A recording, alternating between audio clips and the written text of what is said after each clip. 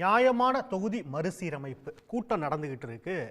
4 மாநில முதலமைச்சர்கள், துணை முதலமைச்சர்கள், இந்தியாவே தமிழ்நாட்டை திரும்பி பார்த்துட்டு இருக்கு. அப்படிப்பட்ட வரலாற்று முக்கியத்துவம் வாய்ந்த கூட்டம். அது பற்றி ஒரு கலந்துரையாடல் தான் நம்ம பண்ணிட்டு இருக்கோம். திரு பீட்டர் அல்ஃபோன்ஸ், பாஜக ஆதரவு நிலைப்பாட்டு எடுக்கக்கூடியவங்க ஒரு கருத்தை தெளிவா வைக்கிறாங்க. இந்தியா நவீன இந்தியாவா மாறிட்டு இருக்கு. இன்னும் 50 வருஷத்துக்கு முன்னாடி என்ன பண்ணமோ அதே சூழல்ல ஏன் நம்ம இருக்கணும்? முதலமைச்சர் மணிப்பூர் பற்றி எறிவதை பத்தி பேசுறதுக்கு நாடாளுமன்றத்தில் மணிப்பூர்ல ஆள் இல்லை. ஒரு எம்பி இருந்தாலும் அவருடைய குரல் அங்கே எடுபடலை. இப்ப அந்த மாதிரியான மக்களுக்கெல்லாம் கூடுதலான ஆட்கள் வேண்டாமா அப்படிங்கிற ஒரு கோரிக்கையை வைக்கிறாங்க. அது பரிசீலிக்கப்படாதா? இல்லை, அதை தான் இப்போ முதலமைச்சர் ரொம்ப கிளாரிட்டியாக சொல்லிட்டார. அதாவது சீரமைப்பதற்கு நாங்கள் எதிரி அல்ல. ஆனால் எங்களுக்கு இன்றைக்கி இருக்கிற அந்த பவர் ஸ்ட்ரக்சரில் எங்களுக்கு அந்த பேலன்ஸ் ஆஃப் பவரில் எங்களுடைய ஸ்ட்ரென்த்து அந்த ரேஷியோ குறையக்கூடாது. இப்போ நீங்கள் அக்ராஸ் த டேபிள், அதாவது ஃப்ரம் காஷ்மீர் டு கன்னியாகுமரி எல்லாருக்கும் 20% சீட்டு இன்க்ரீஸ்னு வச்சுருங்க. அதை பற்றி ஒன்றும் ஆட்சேபனை இல்லை.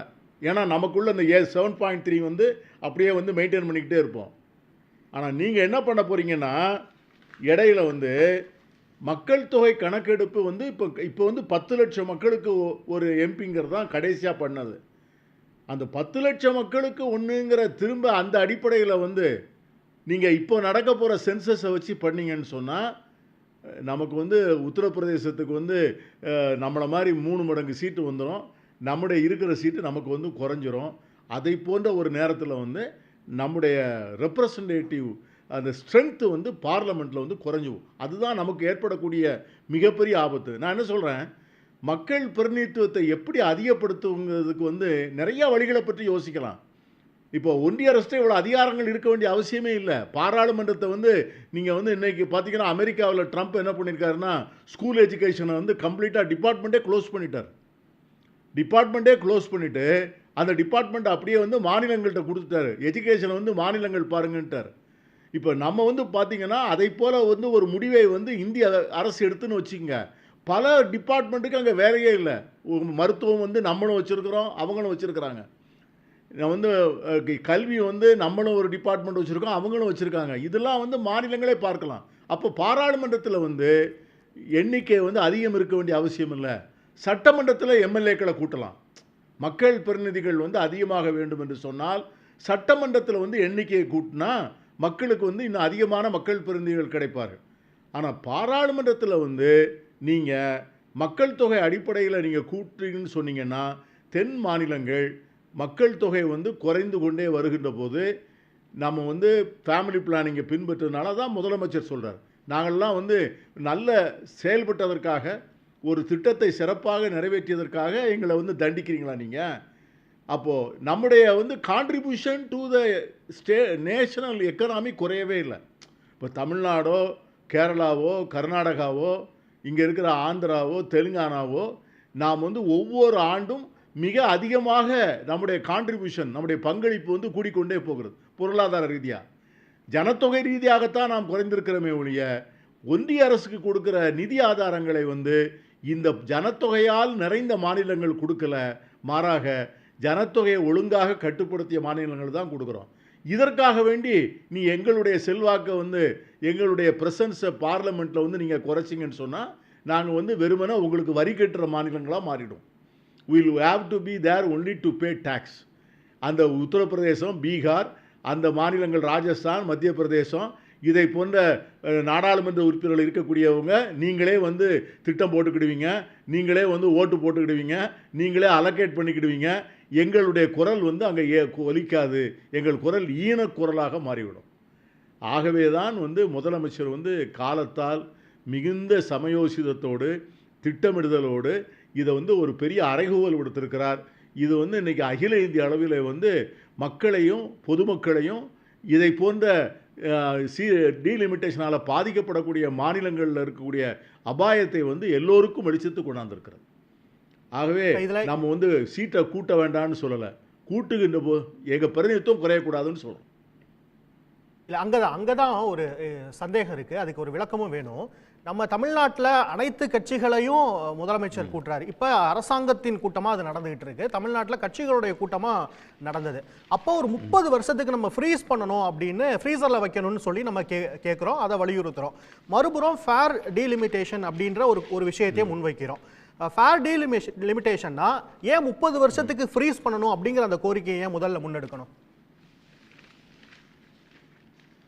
இல்லை, அதாவது உங்களுக்கு வந்து 1951 ஆண்டு மக்கள் தொகை கணக்கெடுப்பு முடித்த உடனே தொகுதிக்கு சராசரியாக வந்து 7.3 லட்சம் மக்கள் தொகை அடிப்படையில் மக்களவைக்கு 494 தொகுதிகள் என்று நிர்ணயிக்கப்பட்டோம்.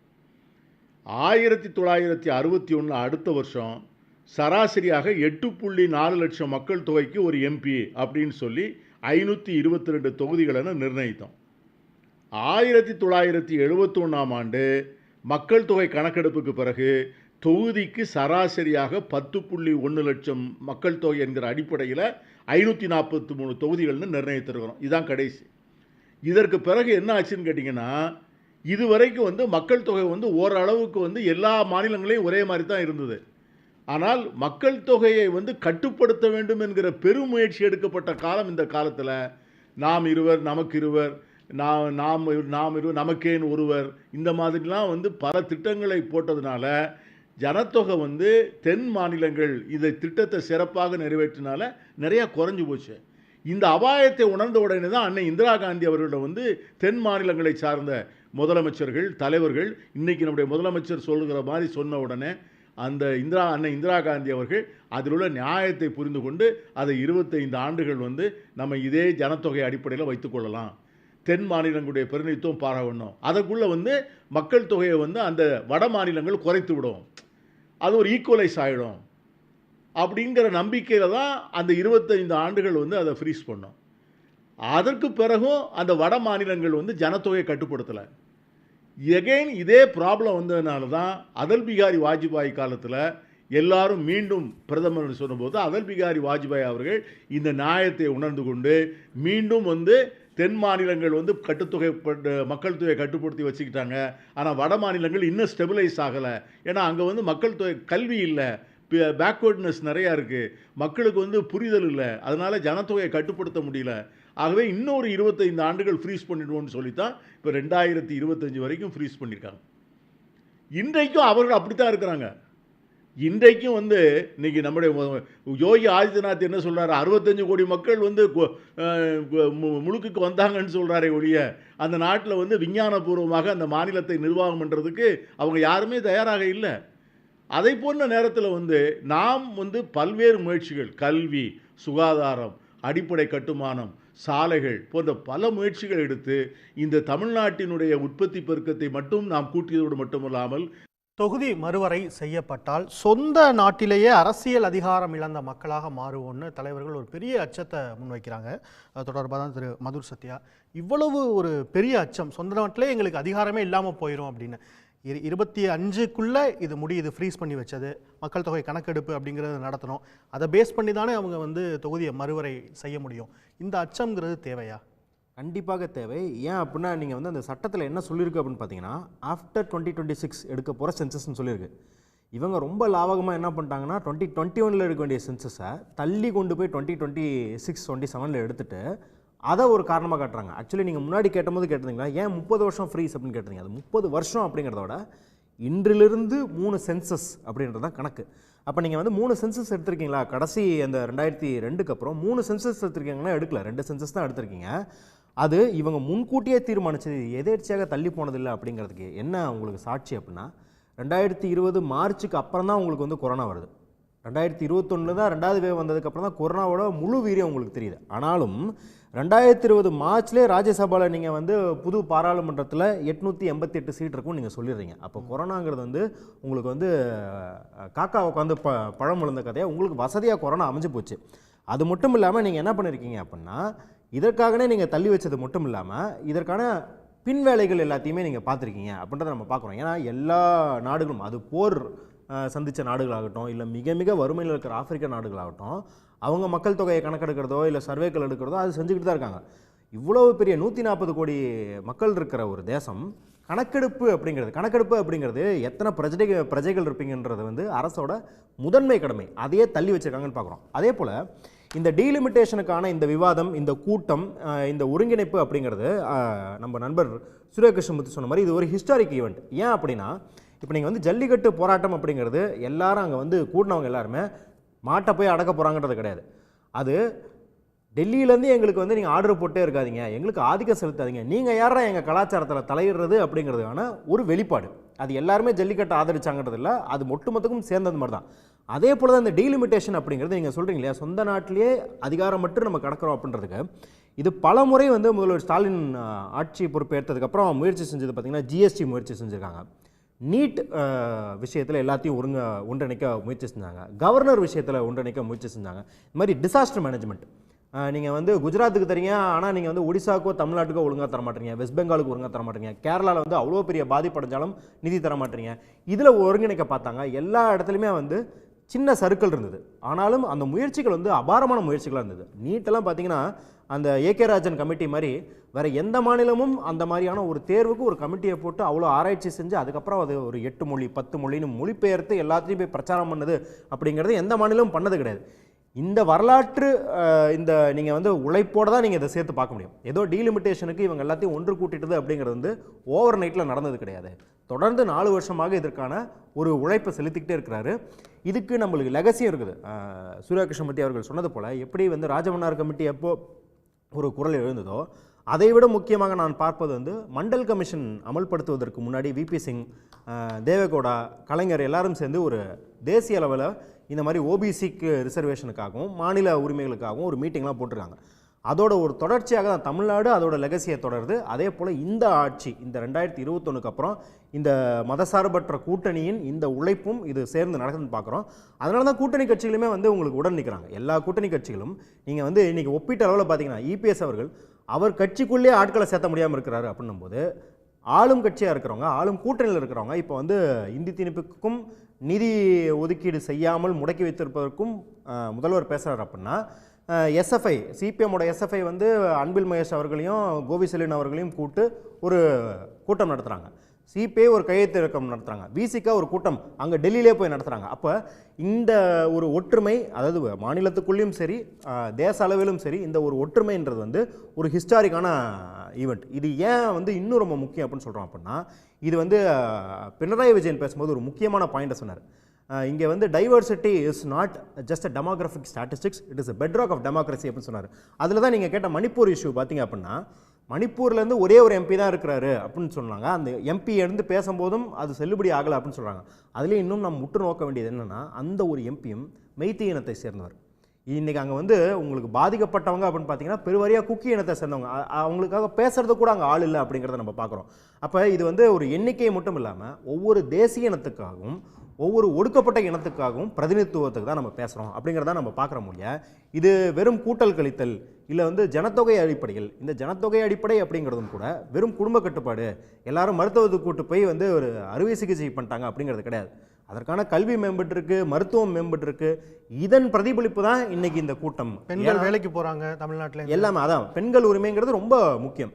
அப்போ இங்கே வந்திருக்கிற ஸ்டேட்ஸ் எல்லாம் அப்படின்னா ஏன் இந்த ஜனநாயகமாக கூடியிருக்கிறாங்க? அவங்க ஏன் கடந்த காலத்தில் கூட முடியாத கூட்டம் இப்போ கூடியிருக்குன்னா இந்த மாநிலங்கள் இதே போன்ற நான் சொன்ன இந்த ஜனநாயக உரிமைகள் எல்லாம் மக்களுக்கு இன்னும் கொண்டு போய் சேர்த்துருக்குறாங்க அப்படின்றத. அது வந்து நான் பாட்டம் அப் கீழிருந்து மேல் வரும் ஜனநாயகம் தான் இது அப்படிங்கிறத அதோட பிரதிபலிப்பாக அதை பார்க்குறோம். இதை விட்டுட்டோம் அப்படின்னா இந்த தருணம் மீண்டும் இந்த மாநிலங்களுக்கு அப்படிங்கிறத தாண்டி இங்கே இருக்கிற தேசிய உரிமைகளுக்கு இது போன்ற ஒரு குரல், ஒரு பாலிசி விண்டோ நம்மளுக்கு கிடைக்குமான்னு தெரியல.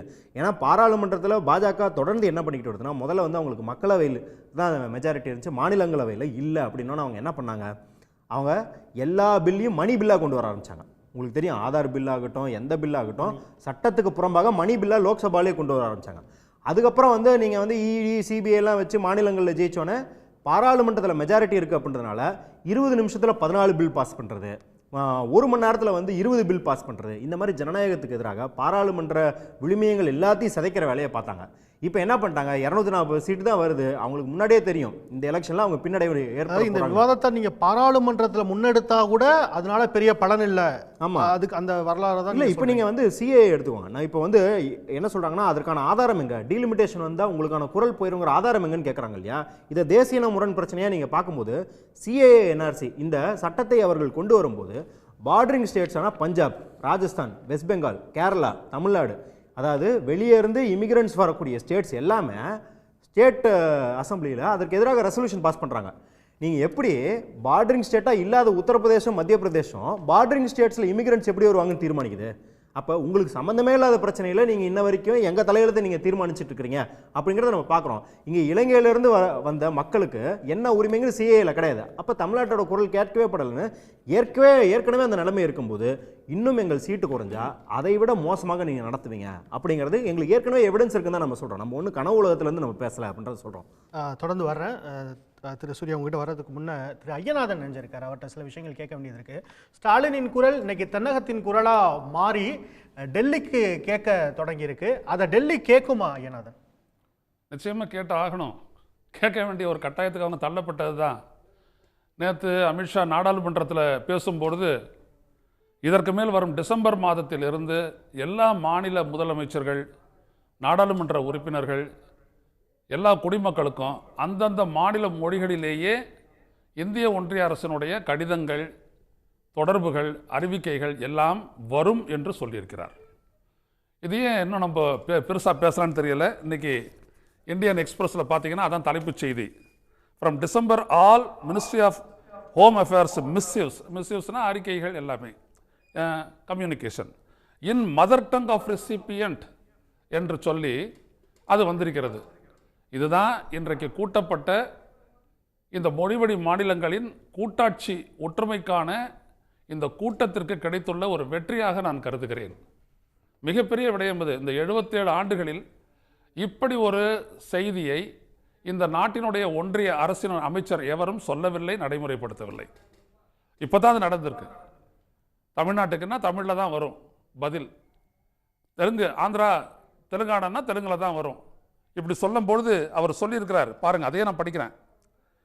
To all chief ministers, members of parliament and citizens in this respective state languages starting December this year, this move aims to promote inclusivity and quell allegations of language imposition. மொழி திணிப்பு என்கின்ற ஒரு குற்றச்சாட்டை, அந்த முழக்கத்தை முறியடிக்கும் விதமாக இதை நாங்கள் செய்கின்றோம் என்று உள்துறை அமைச்சர் அமித்ஷா சொல்லியிருக்கிறார். இதற்காக ஒரு துறை ஏற்படுத்தப்படும். அந்த துறை இதற்கான ஆப்ஸ், அதையெல்லாம் செயலிகள் எல்லாம் உருவாக்கும். அதன் மூலமாக அந்தந்த மொழிகளிலேயே பதில் கூறப்படும். முதல் முறையாக இது வரைக்கும் எல்லாத்துக்கும் ஹிந்தி தான் இணைக்குது, ஹிந்தியில் தான் எல்லாத்தையும் சொல்லுவோம், சிலதெல்லாம் கேள்வி கேட்டாலே ஹிந்தியில் பதில் வந்துக்கிட்டு இருந்த இந்த நாட்டில் 2014 இருந்துட்டு இப்போ இதற்கு மேலே நம்முடைய மொழியில் இந்திய ஒன்றிய அரசு துறைகள் அமைச்சகங்களிலிருந்து பதில் நமது மொழியில் வரும் என்கின்ற இந்த மாற்றம் ஏற்பட்டிருக்கிறது. எனவே இன்றைக்கு நடந்திருக்கக்கூடிய இந்த கூட்டத்தை அவங்க ஏற்பாங்களா அப்படின்னா ஏற்ற ஆகணும். ஏன்னா இது வெறும் கூட்டாட்சியை முறியடிப்பதற்கான ஒன்று மட்டுமல்ல, ஒற்றை ஆட்சியை நோக்கி பாரதிய ஜனதா கட்சியும் ஆர்எஸ்எஸும் இந்த நாட்டை நகர்த்தி கொண்டிருக்கின்றன. இதெல்லாம் தனிப்பட்ட முறையில் அவங்க வந்துட்டு குஜராத்லேயோ மற்ற இடங்கள்லையோ பேசும்போது சொல்கிறாங்க ஒற்றை ஆட்சியை நோக்கி அப்படின்றது. இந்த ஃபெடரல் அப்படின்றது கூட்டாட்சி என்பதை தகர்த்து விட்டு ஒற்றையாட்சியை நோக்கி அவர்கள் கொண்டு செல்கின்றார்கள், இலங்கையை போல. ஸோ அப்படிப்பட்ட ஒரு நிலையை எதிர்த்துத்தான் இன்றைக்கு கூட்டாட்சி என்பது சிதைக்கப்பட்டால் மாநிலங்களினுடைய மொழிவழி மாநிலங்களை அழிப்பது, அதற்கு பிறகு மாவட்டங்கள் மட்டுமே அதை ஒன்றிய அரசிலிருந்து கட்டுப்படுத்துவது, இதுதான் ஆர்எஸ்எஸ்னுடைய எஜெண்டா. அவங்க சொல்லியிருக்காங்க ரொம்ப வெளிப்படையாக. எனவே இன்றைக்கு நடைபெறுகின்ற இந்த கூட்டம் அப்படின்றது முதல் முறையாக ஒன்றிய அளவில் தமிழக அரசு முன்னெடுக்கக்கூடிய மிகப்பெரிய ஒரு ஜனநாயக போர் முழக்கமாகும். அதான் முக்கியம். ஏன் அப்படின்னம்னா மக்களினுடைய பிரதிநிதித்துவ ஜனநாயகம் தான் நம்ம நாட்டுது. மக்கள் பிரதிநிதித்துவ ஜனநாயகம்.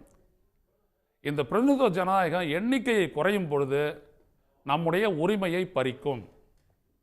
அதைத்தான் இன்றைக்கி எல்லாரும் விளக்குனாங்க. கடந்த ஆண்டு பிப்ரவரி 14ஆம் தேதி சரியாக சொல்வதென்றால் தமிழ்நாடு சட்டப்பேரவையில் ஒரே நாடு ஒரே தேர்தல் என்ற முழக்கத்தை வைத்தபோது தமிழ்நாடு அரசு அப்பொழுது 29 தான் அவங்க இன்னைக்கு குறிச்சிருக்காங்க அதுக்கான நாள் ஆண்டு 2029 ஒரே நாடு ஒரே தேர்தல் என்பதை நடைமுறைப்படுத்துவோன்னு.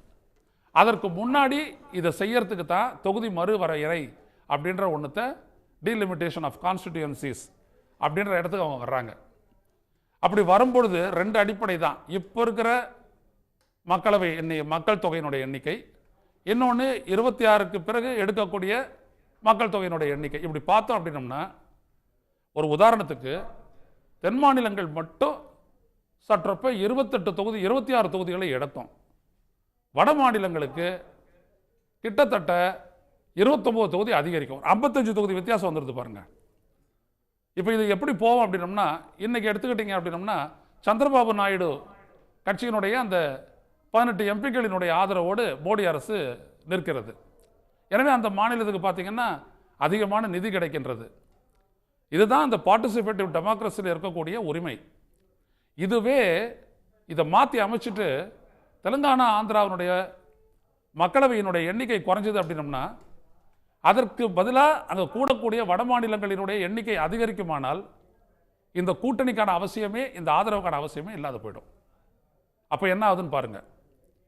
அதனால தான் இதை ஆதரிக்கிறாங்க எல்லாரும்.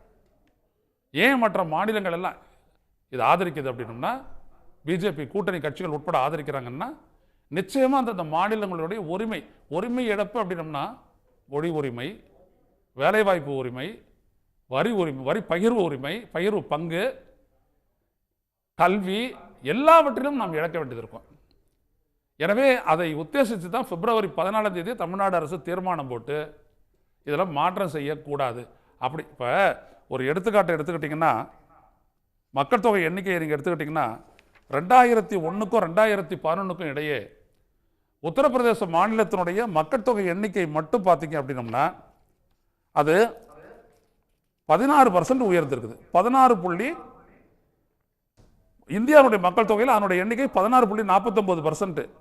10 ஆண்டுகளில் மட்டும் அதனுடைய எண்ணிக்கை வளர்ச்சி. யூபி, மாப்பி, ராஜஸ்தானுக்கெல்லாம் எப்படி அதிகமா நிதி போகுது, அவங்க எப்படி பயனடைவாங்கன்றத நான் மறுபடியும் அதை பற்றி விரிவாக பேசலாம்.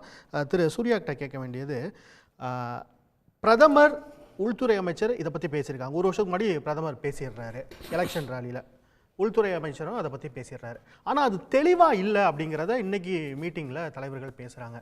தெளிவாக பேசாததுக்கு பின்னாடி ஏதாவது திட்டம் இருக்குன்னு நீங்கள் அச்சப்படுறீங்களா? இல்லை, தெளிவாக பேசாததுக்கு பின்னாடி மட்டும் கிடையாது. மதுர் சித்தியா தோழர் சொன்னது போல் சென்செக்ஸை தள்ளி போடுறதே கூட எவ்வளவு விரைவாக இந்த டீலிமிட்டேஷனை நம்ம பண்ணி தங்களுக்கு எங்கெல்லாம் வாய்ப்பு இல்லையோ, எங்கெல்லாம் ஈஸியாக ஜெயிக்க முடியலையோ அந்த மாநிலங்களுடைய பிரதிநிதித்துவத்தை முற்றாக குலைத்து விட வேண்டும் அப்படிங்கிற ஒரு பொலிட்டிக்கல் அஜெண்டா.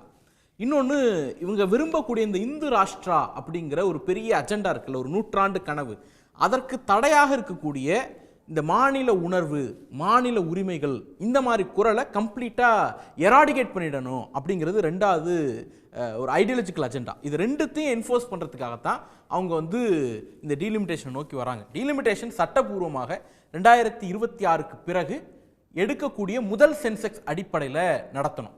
அப்போ முதல் சென்செக்ஸ் எப்போ? 2031. 2031க்கு பிறகு நீங்கள் அதை டீலிமிட் பண்ணீங்கன்னா 34 எலெக்ஷனில் தான் அதை நீங்கள் என்ஃபோர்ஸ் பண்ண முடியும், அமல்படுத்த முடியும். அதற்காக தான் அவங்க என்ன பண்ணுறாங்க, 21 சென்செக்ஸை எடுக்காமல் தள்ளி போடுறது, 26க்கு 27க்கு தள்ளி போட்டால் 2029ஆம் ஆண்டு தேர்தலையே நீங்கள் புதிய டீலிமிட்டேஷன் அடிப்படையில் நடத்திடலாம். போட்டு கூட அவங்க ஒரு சின்ன அமெண்ட்மெண்ட் கூட அவங்களால செய்து விட முடியும். 2011 கூட வச்சு கூட ஒரு சின்ன அமெண்ட்மெண்ட்டை, அந்த 82nd அமெண்ட்மெண்ட்டை திருப்பி இன்னொரு முறை எடுத்து அதுக்கு ஒரு புதிய அமெண்ட்மெண்ட்டை போட்டு கூட அவங்களால செஞ்சிட முடியும். அப்போ என்னன்னா, பிரதமர் என்ன சொல்றாரு, 100 தொகுதிகள் குறையும் அப்படிங்கிறாரு. உள்துறை அமைச்சர் என்ன சொல்றாரு, குறையாதுங்கிறாரு. இது 2த்துக்கு நடுப்புற என்ன நடந்துச்சுன்னு கேட்டா, தமிழ்நாடு அக்ரெசிவா ரியாக்ட் பண்ணுச்சு. ஒருவேளை தமிழ்நாடு அக்ரெசிவா ரியாக்ட் பண்ணாம தமிழ்நாடு முதலமைச்சர் இந்த பிரச்சனையை எழுப்பாம இருந்திருந்தா, இந்த தொகுதிகள் குறையாதுன்னு அமித்ஷா சொன்னார்ல, ஒரு ஒப்புக்கு சொன்னார்ல, அது கூட நடந்திருக்காது. பிரதமர் சொன்ன அந்த 100 தொகுதிகள் குறையுங்கிற ஸ்டாண்ட்லேயே தான் அவங்க இருந்திருப்பாங்க. இப்போவும் அவர் என்ன சொல்றாருன்னா, எண்ணிக்கையில் குறையாதுங்கிற இடத்துல தான் நிற்கிறாரே தவிர பர்சன்டேஜில் குறையாது அப்படிங்கிற இடத்துல நிற்கல. இப்போ தமிழ்நாட்டுக்கு நீங்கள் இவர் சொல்கிறது போல் பர்சன்டேஜில் குறையாது, எண்ணிக்கையில் குறையாது அப்படின்னா தமிழ்நாட்டுக்கு 10 சீட் அதிகப்படுத்துவீங்க. ஆனால் உத்தரப்பிரதேசத்துக்கு 63 சீட் அதிகப்படுத்துவீங்க. பீகாருக்கு 40 சீட் அதிகப்படுத்துவீங்க, ராஜஸ்தானுக்கு 25 சீட் அதிகப்படுத்துவீங்க, மத்திய பிரதேசத்துக்கு 23 சீட் அதிகப்படுத்துவீங்க. இந்த ஆபத்து இருக்கிறது. இந்த ஆபத்தை எதிர்த்து தான் இன்றைக்கு 7 மாநிலங்களை தமிழ்நாடு முதலமைச்சர் அணிதிரட்டி இருக்கிறார். இந்த அணிதிரட்டலுக்கு பின்னால தமிழ்நாடு முதலமைச்சரினுடைய ஆளுமை எவ்வளவு பெருசு அப்படிங்கிறதுக்கு இந்த கூட்டம் ஒரு சாட்சி. தமிழ்நாட்டில் இன்னைக்கு எதிர்க்கட்சி, பிரதான எதிர்க்கட்சின்னு சொல்லக்கூடிய அதிமுக தமிழ்நாட்டினுடைய உரிமைகளுக்காக இங்கே பேசுறேன்னு ஒரு நாடகத்தை ஆடிக்கொண்டு நீங்க இது இன்க்ளூசிவ் பட்ஜெட் அப்படின்னு பாராளுமன்றத்தில் நாடாளுமன்றத்தில் தம்பிதுரை பேசுகிறார், பாஜகவுக்கு ஒத்து ஊதுகிறார். நீங்க ஊழல் பண்றீங்க, அதனால உங்களுக்கு நிதி கொடுக்க கூடாதுன்னு கூச்சமே இல்லாம பாராளுமன்றத்தில் பேசக்கூடியவராக அதிமுகவினர் இருக்கிறார்கள். சொந்த கட்சிக்குள்ள இருக்கக்கூடிய முரண்களே அவர்களால் சமாளிக்க முடியல அப்படிங்கிறது பின்புலத்திலிருந்து பார்க்கும்பொழுது ஒரு 7 மாநிலங்களுடைய முதலமைச்சர்கள், எதிர்க்கட்சி தலைவர்கள், ஒன்னோட ஒன்று ஒட்டாத கட்சிகள், இவர்களை எல்லாம் கூட்டி பேசுறோம் அப்படிங்கிறதுக்கு பின்னால ஒரு கடுமையான உழைப்பு இருக்கிறது. காஷ்மீர் பிரச்சனை வந்த போது திமுக போய் டெல்லியில போராட்டம் பண்ணுச்சு. தெலுங்கானா காங்கிரஸ் தேசிய கட்சிங்கிறது மாநிலத்தோட உணர்வுகளை பிரதிபலிக்க வச்சிட்டீங்களே. அது மட்டும் ஒடிசால இருந்து காங்கிரஸ் வந்திருக்கிறாங்க, கர்நாடகால இருந்து காங்கிரஸ் வந்திருக்கிறாங்க. இது எல்லாத்தையும் நீங்க பின்புலத்திலிருந்து பார்க்க வேண்டியிருக்கு. எல்லாத்தோட ரொம்ப முக்கியமான விஷயம், இது ஒரு சாதாரணமா நடந்தில்ல, ஒரு நாள்ல நடந்தில்ல. தொடர்ச்சியாக இந்தியா கூட்டணி என்கிற ஒரு அணிக்காக அவர் மேற்கொண்ட முயற்சிகள், தமிழ்நாட்டு முதலமைச்சர் மேற்கொண்ட முயற்சிகள். அப்புறம் நிதிக்குழு பிரச்சனை வந்த போது எந்தெந்த மாநிலங்கள்லாம் பாதிக்கப்படுதோ அந்த மாநிலங்களுக்கெல்லாம் கடிதம் எழுதி ஒருங்கிணைப்புக்கான முயற்சி எடுத்தார். அதே போல நீட்டு பிரச்சனையின் போதும் இந்தியா முழுக்க ஒன்று சேரணுங்கிற முயற்சி எடுத்தார். ஆல் இந்தியா ஓபிசி ஃபெடரேஷன் என்கிற பெயரில் தொடர்ச்சியாக எல்லா மாநிலத்தில் இருக்கக்கூடிய ஓபிசி பார்ட்டிஸையும் ஒருங்கிணைக்கக்கூடிய ஒரு அட்டம்ப்ட் தொடர்ந்து நடந்துகிட்டே இருக்கு. நேற்று கூட மணிப்பூரை ரீவேம்ப் பண்றதுக்கு கூடுதலான நிதியை நீங்க ஒதுக்கீடு செய்யணும்னு திமுக சார்பில் பிரச்சனையை நாடாளுமன்றத்தில் எழுப்பியிருக்கிறோம். காஷ்மீர் பிரச்சனை நடந்த போது டெல்லியில போய் போராட்டம் நடத்திய கட்சியாக திமுக இருக்குது. இது எல்லாம் எங்கெல்லாம் ஸ்டேட்டுக்கு ஒரு பிரச்சனை வருது, மாநிலங்களுக்கு ஒரு பிரச்சனை வருது அப்படின்னா அங்க கண்டிப்பாக திமுகவின் குரல் இருக்குங்கிறத கடந்த 10 ஆண்டுகள்ல, இன்னும் குறிப்பிட்டு சொல்லணும்னா ஒரு 5-6 ஆண்டுகள்ல மிக தீவிரமா என்ஃபோர்ஸ் பண்ணி அதை உறுதிப்படுத்தினதனுடைய விளைவு தான் தலைவருடைய தமிழ்நாட்டுடைய முதலமைச்சருடைய குரலை மதித்து நாம ஒன்று சேரலாம். அந்த குரலுக்கான நம்பகத்தன்மை எங்க வருதுன்னா ஒரு 4-5 ஆண்டுகள் தொடர்ச்சியா பண்ண போராட்டங்களினுடைய விளைவா, ஒருங்கிணைப்பினுடைய விளைவா அந்த நம்பகத்தன்மை வருது. இதெல்லாத்த விட ரொம்ப முக்கியமான ஒரு விஷயம், டீலிமிட்டேஷனை எதிர்க்கிறமான்னு கேட்டா டீலிமிட்டேஷனை எதிர்க்கல. டீலிமிட்டேஷன்ல நிறைய பிரிவுகள் இருக்கு. ஒன்னு டீலிமிட்டேஷன் ஏன் ஃப்ரீஸ் பண்ண சொல்றோம், அதையும் கிளாரிஃபை. அதுதான் இப்ப எண்ணிக்கையை மாத்துறது. டீலிமிட்டேஷன்ங்கிறது வெறும் எண்ணிக்கை தொடர்புடையது மட்டும் கிடையாது. முதல்ல ஒரு மாநிலத்திற்கு எத்தனை எம்பிக்கள் இருக்கணும், அந்த எண்ணிக்கை தொடர்புடையது. அந்த ஒவ்வொரு தொகுதியும் எந்த எல்லையில் அமைஞ்சிருக்கணும். இப்ப மத்திய சென்னை தொகுதினா அது எங்க தொடங்கி எங்க வரணும் அப்படிங்கிறது 2, அந்த எல்லை தொடர்புடைய 2. எந்தெந்த தொகுதியெல்லாம் எஸ்சி எஸ்டிக்கு ஒதுக்கீடு செய்யப்படணும் அப்படிங்கிறது 3. இப்ப மகளிர் அடுத்த டீலிமிட்டேஷன் பண்ணாங்கன்னா மகளிருக்கு இது 4. இந்த 4 காம்பனன்ட் இருக்கு. இதுல மகளிருக்கு இந்தந்த தொகுதியை ஒதுக்குங்க அப்படிங்கிறத எதிர்க்கல. நீங்க அதை அப்படி ஒதுக்கீடு செய்யுங்க, அதுல எந்த மாற்று கருத்தும் இல்லை. எஸ்சி எஸ்டிக்கு ரொட்டேஷன் போட்டு தொகுதி மாற்றணும் அப்படின்னா அதை செய்யுங்க, அதுலயும் எந்த மாற்று கருத்தும் இல்லை. எல்லைகளை மறுவரையறை செய்வது, அதிலும் எந்த மாற்று கருத்தும் இல்லை. பிரச்சனை எண்ணிக்கையில மட்டும்தான். எண்ணிக்கையை இந்திரா காந்தி எப்படி 76ல ஃப்ரீஸ் பண்ணாங்களோ, வாஜ்பாய் எப்படி 2001ல ஃப்ரீஸ் பண்ணாரோ, அதே போல இன்னைக்கு ஃப்ரீஸ் பண்ணுங்க. ஏன்னா 76ல சொல்லப்பட்ட காரணங்களும் 2001ல சொல்லப்பட்ட காரணங்களும் இன்னைக்கு மாறிடல அப்படிங்கிறதுனால தான் ஃப்ரீஸ் பண்ணுங்கன்னு சொல்றோம். ஃப்ரீஸ் பண்ணிட்டு 30 வருஷம் கழிச்சு திருப்பி இதே பிரச்சனையை பேசிட்டு இருந்தோம்னா அதுல நியாயம் கிடையாது. இந்த 30 வருஷத்துல ஊபிலையும், பீகார்லையும், மத்திய பிரதேசலையும், உத்தரப்பிரதேசலையும் நீங்க ஆளக்கூடிய மாநிலங்கள்ல குடும்ப கட்டுப்பாடுனா என்ன, மக்கள் தொகையை கட்டுப்படுத்துறதுனா என்ன அப்படிங்கிறத எஃபெக்டிவா நீங்க கொண்டு போய் செயல்படுத்தணும். அப்படி செயல்படுத்தினாதான் 30 ஆண்டுகள் கழித்து நாம இந்த பிரச்சனை திரும்பி வராம இருக்கும். இல்லைன்னா திரும்பி 30 வருஷம் கழிச்சு எல்லா மாநில முதலமைச்சர்களையும் அன்னைக்கு நாங்கள் கூட்டி வச்சுட்டு விவாதிக்க வேண்டிய நிலைமை ஏற்படும். ஏன்னா குடும்ப கட்டுப்பாடு திட்டம் அப்படிங்கிறது ஏதோ வெறும் மெடிக்கல் ஒரு ஹாஸ்பிட்டல் இருக்கு, கடத்தி கொண்டு போய் வச்சு பண்ணிடலாங்கிறது இல்லை. தமிழ்நாடு எப்படி அதை எஃபெக்டிவா செஞ்சது, தென்னிந்திய மாநிலங்கள் எப்படி எஃபெக்டிவா செஞ்சதுன்னா பெண்களுக்கு கல்வியை கொடுத்தோம், பெண்களுக்கான சுகாதார உரிமையை நிலைநாட்டினோம், பெண்களை எம்பவர் பண்றோம், முடிவெடுக்கிற இடத்துல கொண்டு போய் ஒரு பெரும்பகுதி பெண்களை அந்த இடத்துல உட்கார வச்சோம். அவங்களுடைய கல்வி, சுகாதாரம், பெண்ணுரிமை இது எல்லாம் குமுலேட்டிவா வந்ததுடைய விளைவு தான் இன்னைக்கு எஃபெக்டிவா அந்த மக்கள் தொகையை கட்டுப்படுத்திருக்கோம். ஏதோ டிவில விளம்பரம் போட்டோ, பேப்பர்ல விளம்பரம் கொடுத்தோ மக்கள் தொகையை கட்டுப்படுத்துங்க. இன்னைக்கு நேத்து நம்ம ஒரு 50 ஆண்டுகள்ங்கிற கணக்கு கிடையாது. 1920ல மருத்துவன்னு ஒரு இதழ், அதாவது நீதி கட்சியினுடைய உதவியோடு நடத்தப்பட்ட ஒரு இதழ். அவங்க ப்ரொஃபஷனல் டாக்டர்ஸ் கிடையாது, அதாவது பட்டம் பெற்ற மருத்துவர்கள் கிடையாது. ஒரு மரபு வழியாக குடும்ப தொழிலாக மருத்துவத்தை பார்த்து வரக்கூடிய ஒரு சமூகம். அந்த சமூகம் மருத்துவம்னு ஒரு இதழ் நடத்துறாங்க. அதனுடைய இதழில் 1922ல் வெளியான ஒரு இதழில் ஒரு மாநாட்டு தீர்மானம் இருக்கு, 10 தீர்மானம்.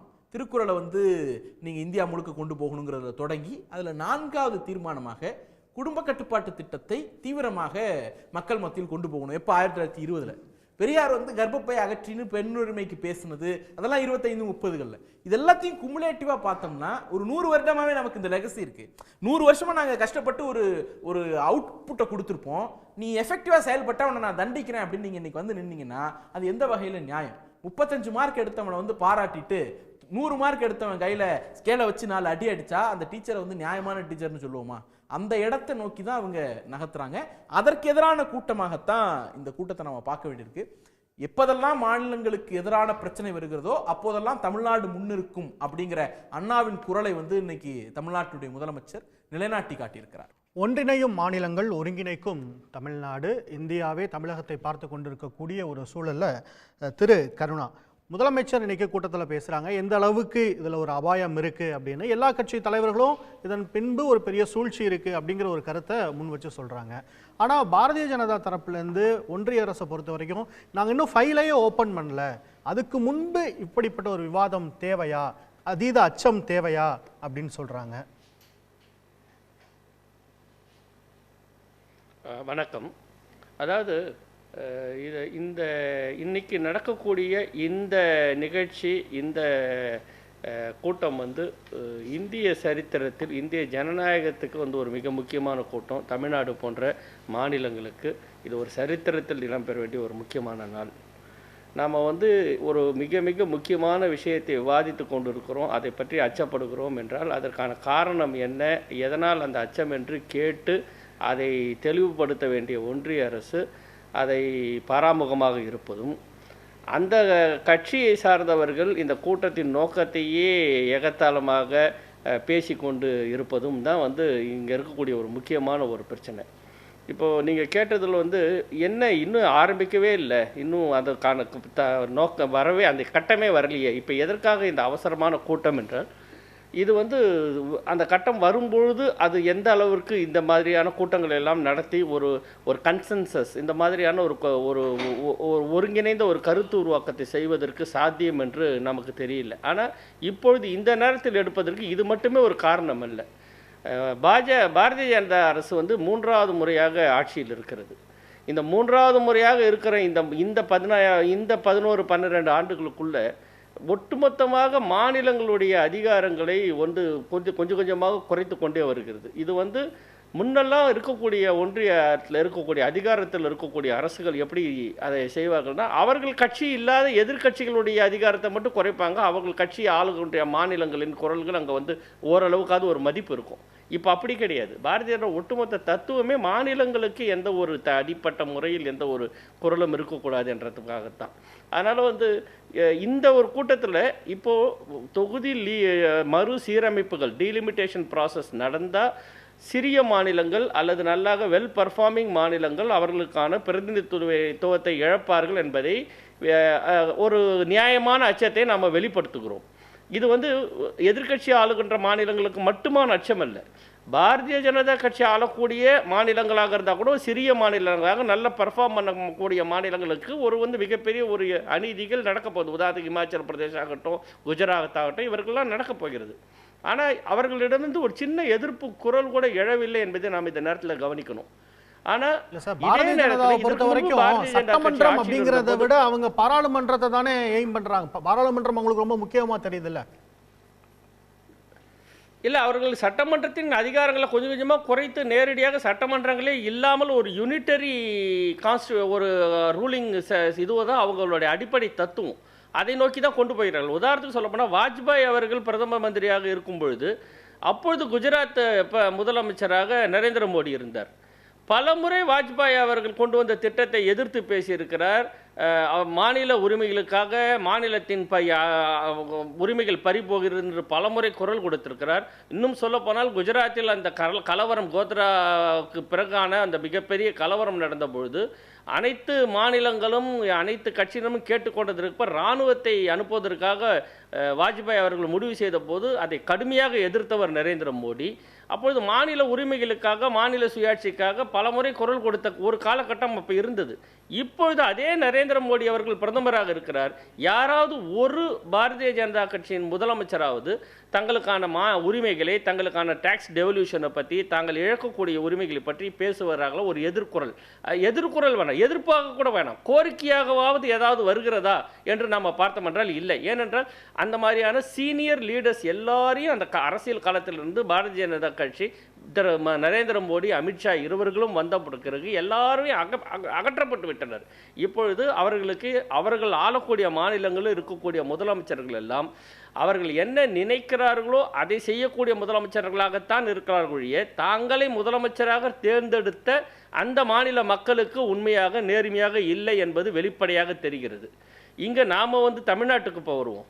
தமிழ்நாடு ஒரு மிகப்பெரிய, இந்தியாவில் இருக்கக்கூடிய மிகப்பெரிய அரசியல் முடிவுகளை எடுக்கக்கூடிய மாநிலமாக தமிழ்நாடு இருந்ததில்லை. காரணம், தமிழ்நாடு தென்கோடியில் இருக்கக்கூடிய ஒரு மாநிலம். பெரிய மாநிலமான உத்தரப்பிரதேசத்திலிருந்து தான் பல பிரதமர்கள். அங்கதான் இன்னொரு விமர்சனத்தையும் தொடர்ந்து முன்வைக்கிறாங்க. தொடக்க நிலையிலிருந்து தமிழகம், தென்னகம்ங்கிறது வடபகுதிக்கு, வட இந்தியாவுக்கு எதிர்நிலையில் இருக்கக்கூடிய ஒரு எதிரி போன்ற ஒரு தோற்றத்தை ஆரம்பத்திலேருந்து சித்தரித்து வந்தாங்க.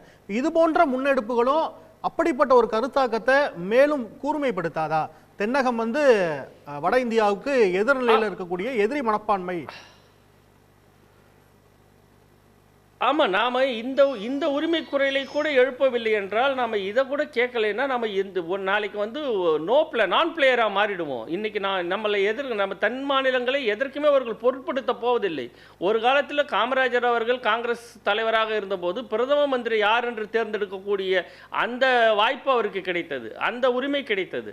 அப்போது அவர் இந்திரா காந்தி அம்மையாரை தேர்ந்தெடுக்காமல் போயிருந்தால் ஒட்டுமொத்த தென்கிழக்கு ஆசியாவின் அரசியல் எதிர்காலமே கூட மாறி இருக்கலாம். ஒருவேளை இந்திரா காந்தி அம்மையார் பிரதமராக வராமல் இருந்தால் பங்களாதேஷ் என்ற ஒரு நாடு உருவாகி இருக்கிறது.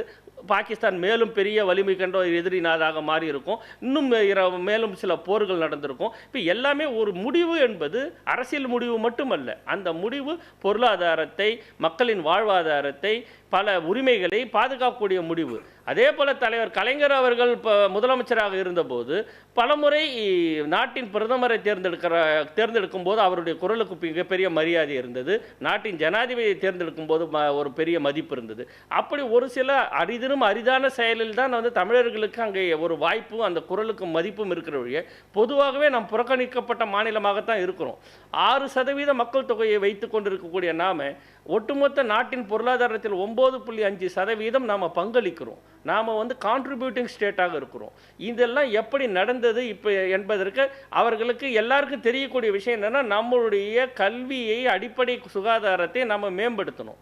இப்போது மக்கள் தொகையை கட்டுப்படுத்துவதுன்னு 1971 இதை தள்ளி போட்டதற்கான மிக முக்கியமான காரணம் 25 ஆண்டு காலத்தில் மக்கள் தொகை வளர்ந்து கொண்டிருக்கக்கூடிய மாநிலங்கள் அவரவர் மக்கள் தொகையை குறைத்து கொண்டு அவர்கள் வர வேண்டும் என்பதை ஒரு வேண்டுகோளாகவும் ஒரு உத்தரவாகவும் பிறப்பிட்டு தான் அந்த கடமையை நிறைவேற்ற தான் எல்லாரும் போனாங்க. அப்போ அந்த குடும்ப கட்டுப்பாடு என்ற ஒரு திட்டத்தை நம்ம தென் மாநிலங்கள் எடுத்துக்கொண்டு செயல்படுத்த காரணமாகவும், பெண்களை எம்பவர் பண்ண காரணமாகவும் நாமெல்லாம் இன்றைக்கி ஒரு ஹெல்த்தி ஃபேமிலிஸை உருவாக்கி இருக்கிறோம். ஒரு ஆரோக்கியமான குடும்பம் தான் ஆரோக்கியமான ஊரை உருவாக்க முடியும். நல்ல ஊர்கள் தான், நல்ல ஆரோக்கியமான ஊர்கள் தான் மாநிலத்தில். அதுக்கு ரிவார்டுக்கு கொடுக்கக்கூடிய இடத்துல இருக்க ஸ்டேட்டை தண்டிக்கிறாங்க அப்படிங்கிற சொல்றீங்க. திரு ஐயநாதன், முதலமைச்சர் மு.க. ஸ்டாலினுடைய குரல், தென்னகத்தின் குரலை டெல்லி கேட்டே ஆக வேண்டும் அப்படின்னு நீங்கள் தொடக்கத்தில் சொன்னீங்க. ஒரு நிர்பந்தம் ஏற்படும் டெல்லிக்கு அப்படின்னு. ஆனால் இப்போ இந்தியா கூட்டணியில் இருக்கக்கூடிய கட்சிகள் எடுத்துக்கலாம், இல்லை இந்த கூட்டத்தில் கலந்துக்கக்கூடிய கட்சிகள், காங்கிரஸ் எடுத்துக்கலாம், ஆம் ஆத்மி எடுத்துக்கலாம். ஆம் ஆத்மி பஞ்சாபில் பேச முடியும், ஹரியானாவில் பேசுவாங்களா? ஹிந்தி ஹாட்லேண்டில் மாப்பி, ஊப்பியில் காங்கிரஸ் பேச முடியுமா? அங்கே இந்த விஷயத்தை கூர்மைப்படுத்த முடியுமான்னா இது அவங்களுக்கே பாதகத்தை ஏற்படுத்தும். இந்த சித்தாந்தம் இப்போ இவங்க எடுக்கக்கூடிய முயற்சி கூர்மை அடையாதுங்கிற ஒரு பார்வை முன்வைக்கிறாங்க. ஹரியானாவை எடுத்துக்கங்க. நம்ம இங்கே இந்தி எதிர்ப்பு போராட்டத்தை நாம் உக்கிரமாக நடத்திக்கிட்டு இருந்த அந்த காலகட்டத்திற்கு பின்னால் 60களில் பின்பகுதியில் அம்மாநிலத்தில் மாற்று மொழியாக தமிழ் கற்பிக்கப்பட்டு வந்தது. பள்ளிகளில் ஒரு மாற்று மொழியாக தமிழை கற்க ஹரியானாவில் வாய்ப்பு வழங்கப்பட்டு, ஹரியான்வி அந்த மாநில மொழி, ஹிந்தி கிடையாது, நம்ம தப்பாக புரிஞ்சிட்ருக்கிறோம். ஹரியானா மாநிலத்தினுடைய தாய்மொழி ஹரியான்வி. ஹிந்தி பேசினா உங்களுக்கு புரியாது. அங்கே வந்துட்டு பார்த்தீங்கன்னா தமிழ் ஒரு மாற்று மொழியாகிறது 2010 வரை. அது பாஜக வந்து தான் அதை நீக்குகிறது. இதை புரிஞ்சுக்கணும். ஏன்னா இவங்க வந்துட்டு என்ன பண்ணுறாங்க அப்படின்னம்னா கல்ச்சுரல் அண்ட் லாங்குவேஜ் டாமினேஷன், பண்பாடு மொழி ஆதிக்கத்தை இவர்கள் நிலைநிறுத்துறாங்க. கார்பரேட்டேஷன் மாதிரி இதையும் அவங்க கார்பரேட்டைசேஷன் மாதிரி பண்ணுறாங்க. அதே மாதிரி உத்தரப்பிரதேசத்தில் பண்ணுவாங்களா அப்படின்னம்னா உத்தரப்பிரதேசத்திலேயே கூட நீங்கள் பார்த்தீங்க அப்படின்னம்னா இவ்வளவு வரி எடுத்துகிட்டு போயிட்டு கொடுத்தும் கூட, வரி பகிர்வு அளிக்கப்பட்டும் கூட, அந்த மாநில மக்களினுடைய வாழ்க்கை தரம் அப்படின்னு நீங்கள் எடுத்துக்கிட்டீங்க அப்படின்னம்னா, தனிநபர் வருவாயின்னு எடுத்துக்கிட்டீங்க அப்படின்னம்னா தமிழ்நாட்டுக்கும் அதுக்கும் சம்பந்தமே இல்லாத அளவுக்கு இருக்குது. பீகார் எடுத்துக்கிட்டிங்கன்னா பீகாரினுடைய தனிமனித வருவாய் அப்படின்றதும் விவசாயிகளினுடைய வருவாய் அப்படின்றதும் தமிழ்நாட்டுக்கும் அதுக்கும் பார்த்தீங்கன்னா சற்றப்ப 70 விழுக்காடு வித்தியாசம் இருக்குது. இங்கே 10,000 அப்படின்னம்னா அங்கே 7,000 தான். இப்படிப்பட்ட நிலையில் இப்போ பஞ்சாப் எடுத்துக்கிட்டிங்கன்னா அதான் முதன்மையாக இருக்குது. ஸோ அங்கே நீங்கள் பார்த்தீங்க அப்படின்னம்னா ஏதோ இந்தியை அங்கே தாய்மொழி என்று சொல்லி திணிக்கப்பட்ட மாநிலங்களில் அம்மாநில மக்கள் நல்லா வாழறாங்க அப்படின்றதே வந்துட்டு உண்மை அல்ல. அதுதான் நம்ம புரிஞ்சுக்கணும். இவங்க என்ன பண்ணுறாங்கன்னா இந்த ஒரு மொழி ஆதிக்கத்தை வச்சுக்கிட்டு இதில் தான் வேலை கிடைக்கும்னு சொல்லியிருக்கு. அங்கேருந்த மொழிகளை எல்லாம் வந்து அழிச்சாங்க. அதைத்தான் இந்தியாவில் அழிக்கப்பட்ட மொழிகள் அப்படின்ட்டு தமிழ்நாட்டு முதலமைச்சர் ஸ்டாலின் அவர்கள் வெளியிட்ட அந்த அறிக்கை, அதுதான் இன்றைக்கி வட இந்தியாவில் பெரிய பேசுபொருளாக இருக்குது. அதை நம்ம கவனிக்கணும். இது 64-65 இந்திய எதிர்ப்பு போராட்டத்தின் பொழுது தமிழ்நாட்டினுடைய மேடைகளில் ஒலித்த குரல் தான் அது. இந்தியால் ஒழிந்த தாய்மொழிகள் அப்படின்றத பெருசாக அவங்க பேசுனாங்க. நான் கூட அதற்கான புத்தகம் வச்சிருக்கிறேன். ஒரு மார்க்சியர் தோழர் கார்மிகல் அப்படின்றவர் இந்தியாவின் தேசிய பிரச்சனையும் ஜனநாயக புரட்சி என்ற புத்தகத்தில் நீங்கள் பார்த்தீங்கன்னா எந்தெந்த மொழிகள் ஹிந்தி அப்படின்ற மொழி திணிக்கப்பட்டதால் அழிக்கப்பட்டதுன்னு பார்க்குறாங்க. அப்போ இந்த மொழி திணிப்பால் அழிக்கப்படுவது, அதிகார பறிப்பால் அழிக்கப்படும் கூட்டாட்சி, இதன் மூலமாக ஜனநாயகத்தை அழித்து ஒற்றையாட்சிக்கு கொண்டு செல்லக்கூடிய ஒரு எதேச்சதிகார திட்டம் தான் மோடி அரசுக்கும். நீங்க சொல்றது பாரதிய ஜனதாவின் திட்டம் இதுவா இருக்கு அப்படின்னு. ஆமா, பொலிட்டிக்கல் மைலேஜா என்ன கிடைக்கும்? ஒரு காங்கிரஸ் மாதிரியான பெரிய கட்சி இதை கொண்டு போய் பேச முடியுமா எல்லா இடத்துலையும்? தாராளமா பேசலாம். பொலிட்டிக்கல் மைலேஜை பொறுத்த வரைக்கும் சொல்றேன், அது வேற ஒரு சப்ஜெக்ட். ஏன்னு கேட்டீங்கன்னா இவிஎம் தேர்தல் ஆணையம் ரெண்டுத்தையும் அவங்க வச்சுக்கிட்டு தான் இது எல்லாத்தையும் பண்றாங்க. ஏதோ இந்திய மாநிலங்களுக்கு பாரதிய ஜனதா அரசு மோடி அரசு நிறைய பண்ணிச்சு அதனால அவங்க ஓட்டு போடுறாங்கன்றது பொய். அப்படின்னா போன தேர்தலில் வந்துட்டு உத்தரப்பிரதேசத்தில் 35 தொகுதிகள் அவங்க இழந்திருக்க மாட்டாங்களே. எப்படி இழந்தாங்க? ராஜஸ்தானில் 10 தொகுதிகளை இழந்தாங்களே 19 ஒப்பிடும்போது. ஏன் இழந்தாங்க? கர்நாடகாவில் 8 இடங்களை இழந்தாங்க. ஏன் இழந்தாங்க? ஹரியானாவில் பாதி போச்சு. எப்படி போச்சு? நேர்த்தியாக தேர்தல் நடத்தினா பாரதிய ஜனதா இருக்காது, இவிஎம் தூக்கிட்டிங்கன்னா பாரதிய ஜனதா இருக்காது. அது வேற சப்ஜெக்ட் வரேன். ஆனால் இதுதான் முக்கியமானது. ஜனநாயகம் குறிவைக்கப்படுகிறது. முதல்ல மாநிலங்களை ஒழிப்பாங்க. ஒரு தடவை தேர்தல் வச்சு தேர்தலே இல்லைன்னு சொல்கிறதுக்காக தான் ஒரே நாடு ஒரே தேர்தல். அந்த ஒரே நாடு ஒரே தேர்தலில் வட இந்தியாவிலேருந்தே எடுத்துக்கிட்டு அப்படியே ஆட்சியை கைப்பற்றி தேர்தலே இல்லைன்னு சொல்கிறதுக்கான சூழ்ச்சி தான் இந்த தொகுதி மறுவரைவு திட்டம். இதை நம்ம ரொம்ப திட்டவட்டமாக புரிஞ்சுக்கணும் இந்தியாவில் இருக்கிற ஒவ்வொருத்தரும். அதனால் மொழியை விட்டு கொடுத்தால் உரிமையை விட்டு கொடுக்குறோம். மாநில உரிமையை விட்டு கொடுக்கும்போது நம்ம ஜனநாயக உரிமையை இழக்கிறோம். அப்போ அந்த மாநில உரிமையை பறிப்பதற்காக செய்வது தான் இந்த தொகுதி மறுவரை. இப்போ காஷ்மீரில் பண்ணாங்களே மறுவரை, யாரையை கட்டு பண்ணாங்க? பண்ணி ஜம்முக்கு அதிகமாக கொடுத்து காஷ்மீர் பகுதிக்கு ஒரு இடம் தான் கொடுத்தாங்க. ஆனாலும் காங்கிரஸுடைய கூட்டணி அது இருந்ததுனால என்னாச்சு? காஷ்மீரில் பள்ளத்தாக்கில் செல்வாக்குள்ள ஒரு கட்சி இன்னைக்கு அங்கே ஆட்சி அமைச்சிருக்குது. எதனால்? கூட்டணி. இங்கே தான் நீங்கள் கவனிக்கணும். இல்லாட்டி இந்த இடத்துலேருந்து 45 தொகுதியை வச்சுக்கிட்டு ஜம்முலேருந்து கிடைக்கக்கூடிய சீட்ஸுகளை வச்சுக்கிட்டு அவங்க ஆட்சி அமைக்க பார்த்தாங்க. ஆனால் ஜம்முலையும் பார்த்தீங்க அப்படின்னம்னா பாரதிய ஜனதா நிராகரிக்கப்பட்டது. பெருவெற்றி பெற்ற அவங்க பெரிய அளவுக்கு அதிக எண்ணிக்கையை எடுத்தாங்க இடங்கள்ல. ஆனால் பெருவெற்றி, முழுமையான வெற்றியை பெற முடியவில்லை. அதுதான் இங்கே கவனிக்கணும். அப்போ மக்கள் இந்த ஆட்சியை தூக்கி எறிய தயாராக இருக்கிறாங்க. அதனால இவங்க அதிகார பறிப்பை இவங்க கவனம் செலுத்துறாங்க. அவங்கள கேட்காமலே தொகுதி மறுவரைவு செய்யறது. அதுல என்ன அப்படின்னா இந்துக்களினுடைய வாக்கு வங்கி சொல்றதா ஒரு எலக்டோரல் இன்ஜினியரிங் பண்றாங்க அப்படின்னு இதை புரிஞ்சுக்கலாம். நம்ம மறுபடியும் உங்ககிட்ட வர்றேன். இல்ல தயவு செய்து நான் பேசி முடிச்சிடுறேன், நான் போறேன். எல்லாத்தையுமே இவங்க வந்துட்டு ஆட்சி அதிகாரத்தை தக்க வைத்துக் கொள்ளல், அதிகாரத்தை பரவலாக்கல், இந்தியாவை ஒற்றை ஆட்சியை நோக்கி கொண்டு செல்லல், அதன் மூலமாக சர்வாதிகாரத்தை திரித்தல், இதுதான் இவர்களுடைய எஜெண்டா என்பதை புரிந்து கொள்ள வேண்டும். திரு Sathya, social engineering, electoral engineering, இப்போ என்ன வார்த்தை வேணாச்சும் வச்சுக்கலாம். ஆனால் இப்போ இந்த தொகுதி மறுவரையை பொறுத்த வரைக்கும் குர்கான், ஹரியானா குருகிராம் எடுத்துக்கோங்க. ஒரு காலகட்டத்தில் 73 இப்போ நம்ம சொல்கிற 1973 கிராமப்பகுதியாக இருந்தது, இன்னைக்கு வேகமான நகர்ப்புற பகுதியாக மாறிடுச்சு. வடசென்னை தொகுதி எடுத்துக்கலாம். இன்னைக்கு காஞ்சிபுரத்தோட பல தொகுதி சோழிங்கநல்லூர், படூர், கேளம்பாக்கத்துக்குள்ளே வருது. அவ்வளவு மக்கள் இருக்காங்க. ஒரு காலத்தில் அதெல்லாம் வந்து கிராமமாக இருந்துச்சு, இன்னைக்கு வேகமாக நகர்மயம் அதெல்லாம் இருக்கு. இப்படிப்பட்ட மக்களுக்கெல்லாம் பிரதிநிதித்துவம், நம்ம சொல்ற 1 vote per voter, ஒவ்வொரு வாக்காளருக்கு சமமான ஓட்டுன்னு சொல்றோம்ல, இதை வந்து ஜஸ்டிஃபை பண்ணணும்ல, அதுக்கு எண்ணிக்கையை அதிகப்படுத்தணும் அப்படிங்கிறதான இதில் வருது. இப்போது அதுதான் இப்போ நம்ம என்ன பேசுகிறோம் அப்படின்னா, எண்ணிக்கையை அதிகப்படுத்தணுங்கிறத யாருமே எதிர்க்கல.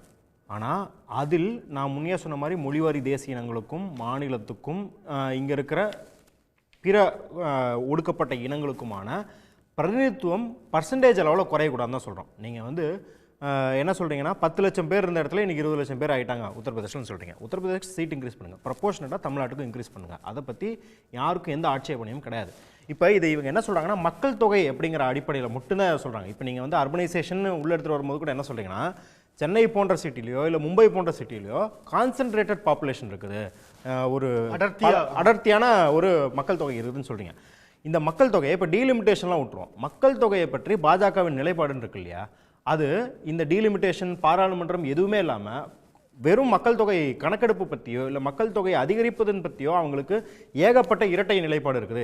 ஐயா வந்து சோஷியல் இன்ஜினியரிங் பற்றி சொன்னார் இல்லையா ஐயநாதன் ஐயா, அதை நம்ம இணைச்சு பார்க்கும்போது என்ன தெரியுது அப்படின்னா, 2020 வந்து ஆகஸ்ட் 15, 2019 ஆகஸ்ட் 15 மோடி ஐயா வந்து இது பேசுகிறார், அந்த ஸ்பீச் கொடுக்குறாரு, இண்டிபெண்டன்ஸ் டே ஸ்பீச் வந்து ரெட் ஃபோர்ட்லேருந்து கொடுக்குறாரு. அங்கே கொடுக்கும்போது என்ன சொல்கிறாருன்னா, 1000 ஆண்டு நாம் அடிமைப்பட்டு கிடந்ததனால் சில சமுதாயங்களில் மக்கள் தொகை இம்பேலன்ஸாக இருக்கிறதுனால நாடு முன்னேறாமல் இருக்குது. என்ன சொல்கிறாருன்னா, இஸ்லாமியர்களை தான் சொல்கிறார்.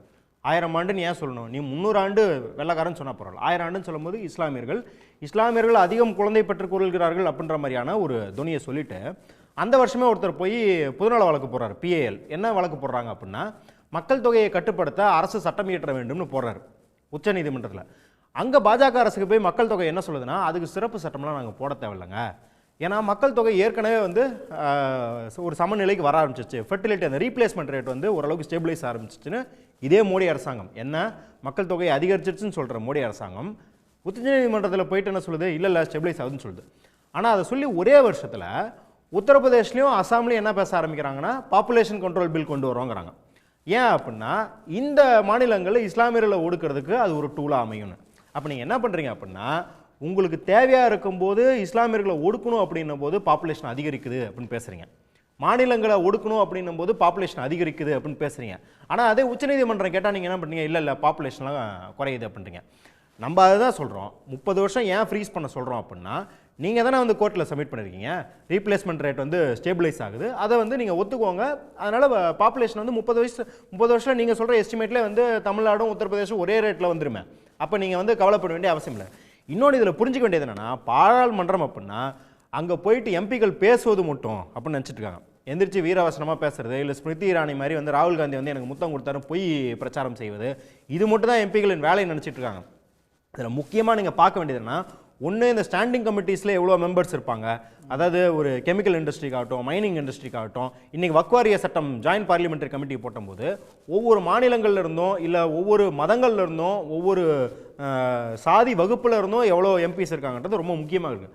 அதை தாண்டி பாராளுமன்றத்துக்கு வெளியே எம்பிக்களுக்குன்னு சில வேலைகள் இருக்கு இல்லையா. ஒன்றும் இல்லை, ஒரு சின்ன எக்ஸாம்பிள் சொல்கிறேன். ரயில்வே கன்சல்டேட்டிவ் யூசர்ஸ் குரூப்னு எல்லா தொகுதிகள்லையும் எல்லா டிவிஷன்லையும் இருக்கும். இப்போ Salem division, Trichy division, Madurai division, southern ரயில்வேஸில் இருக்குது.